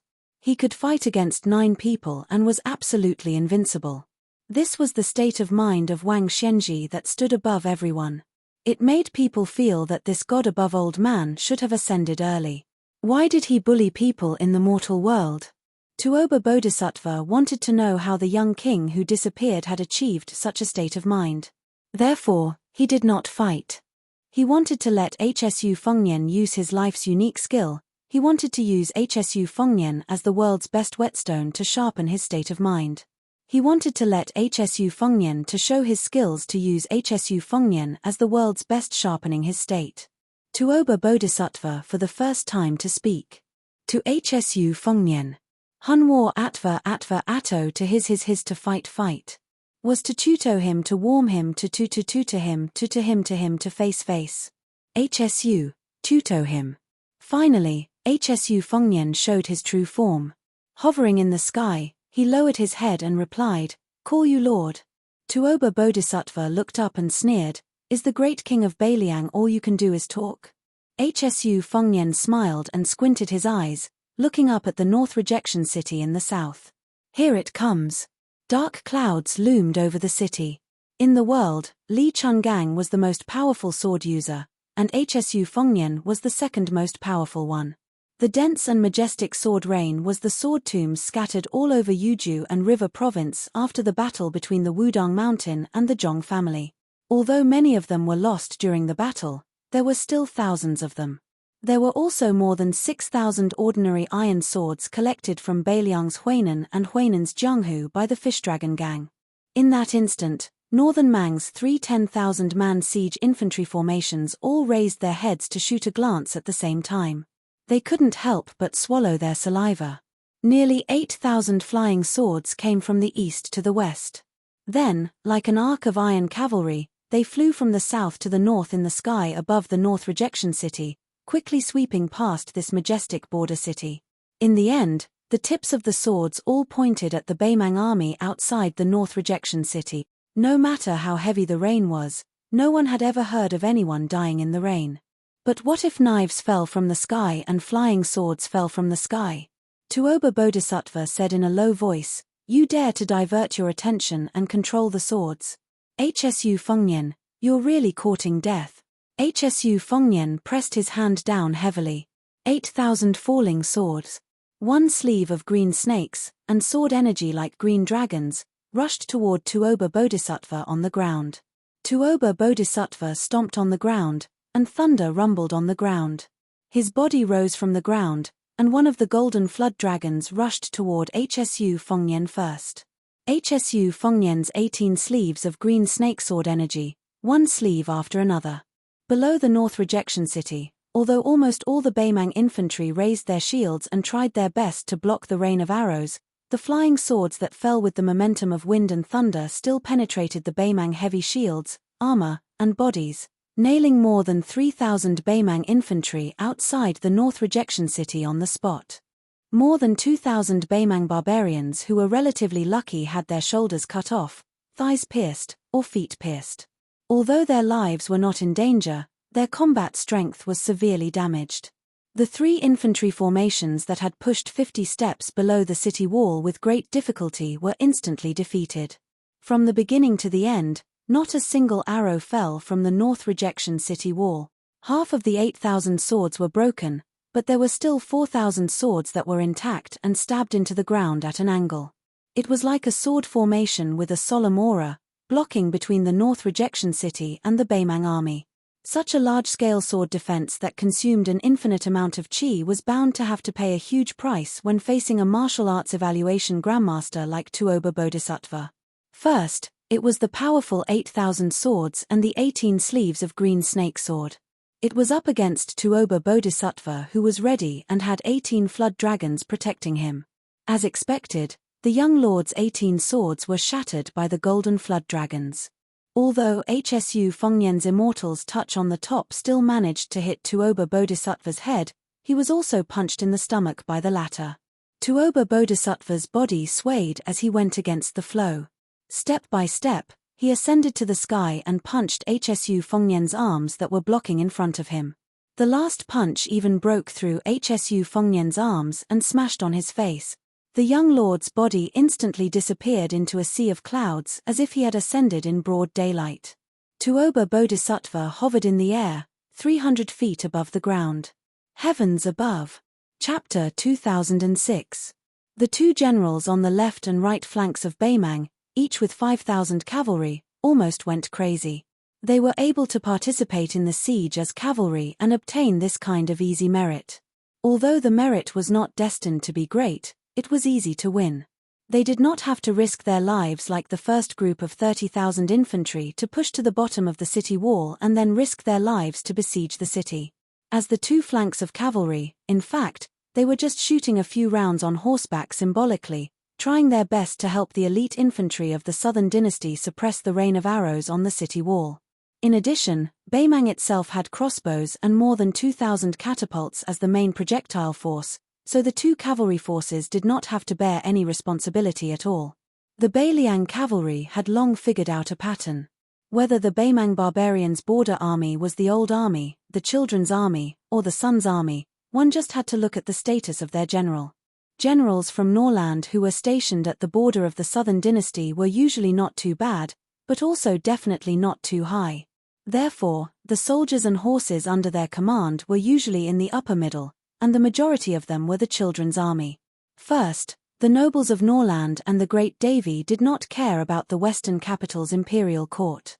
In the eyes of these arrogant people of the grassland, there were probably not many people who could be considered as officials other than Huang Songpu, Dong Zhuo, and Liu Gui, who were great generals and officials. Furthermore, His Majesty had always carried out the strategy of the remnants of the spring and autumn period and the nobles of Longguan jointly ruling the Southern Dynasty, and did not support the important people of Norland getting involved in the Southern Dynasty. As for the local generals of the Southern Dynasty, it was generally based on the status of their family. The descendants of the Longguan nobles were the most valuable. For example, Wanyan Yinjiang, who had personally rushed to the battlefield at Laolu Mountain in Liuju, and his elite cavalry was the old army of the Southern Dynasty. Whether it was in terms of combat strength or equipment, they were second to none. Then there were the Jiao and Yi families outside of the Longguan nobles. They were also deeply rooted in the Southern Dynasty's military and politics, and were often very familiar with the main field cavalry forces of Beiliang. They could not be underestimated. These two cavalry troops were typical of the Southern Dynasty's border army. Their ancestors had already secretly relied on their connections to pull strings. It wasn't easy for them to rely on the Crown Prince, who had personally led the army into battle. Only then did they obtain this treatment that was similar to lying down and taking credit. Who would have thought that before they even entered the range of the horsebow, each of them would be hit by 2 iron nails? Their flesh was badly mangled, and their hearts and livers were in pain. 2 cavalry armies had suffered heavy casualties of nearly 1,000 riders, yet none of them managed to pull out a single arrow from their quivers. In the end, they didn't even touch the walls of North Resisting City. How could the general not be frightened? On the rightmost battlefield of North Ju City, 2 people were blocking their horses. Wei Miao of Nanzhao and Chai Qingshan of Dongyu Sword Pool were 2 grandmasters of the Central Plains. They had never met each other before, so naturally, they had no chance to spar with each other. However, their cooperation was flawless. Wei Miao fought the Beimang cavalry with his bare hands. His moves were bold and decisive. Every time he punched, the momentum of his fist was heavy and powerful. Often, a charging horseman would have his arm and blade broken. The high-quality scimitar in the hands of a Beimang horseman was as fragile as a piece of paper. On the other hand, Chai Qingshan had always been known for his exquisite swordsmanship and profound sword aura, which perfectly complemented Wei Miao's firm and fierce fists. Very soon, this grandmaster of swordsmanship no longer deliberately pursued killing moves that were as imposing as a rainbow. Instead, he mostly used 2 styles to kill the enemy. The sword light emitted from the tip of his sword was no more than 2 kai long, but it was already as if he was holding a 5 kai long sword. It was just enough for him to stand on the ground and accurately stab the Beimang horseman in the chest, or lightly slash the horseman's neck. His long sword was never dyed scarlet. At this time, Wei Miao suddenly changed from his previous vicious fist wind that could kill the enemy with 1 or 2 moves. Instead, he began to move in an arc, or perhaps he began to walk in the mud that didn't even reach his knees. His figure quickly moved about, twisting his waist and shaking his armor. Each time he faced the Northern Mang cavalry's warhorses with his shoulder and back, relying on his Vajra physique, he didn't have to worry about the hacking of warblades at all, instantly sending a border army warhorse flying. Because of Wei Miao's hurried footsteps, he was always able to find a gap between several riders. Even though Northern Mang consciously spread out the width of their charge, immediately forming a line of 7, 8, or even more than 10 riders in an attempt to break the stable formation of the 2 Central Plains grandmasters, doing their best to not give the 2 a chance to switch auras, Wei Miao's fast advance, fast retreat, fast attack, and fast retreat still stopped wave after wave of cavalry formation.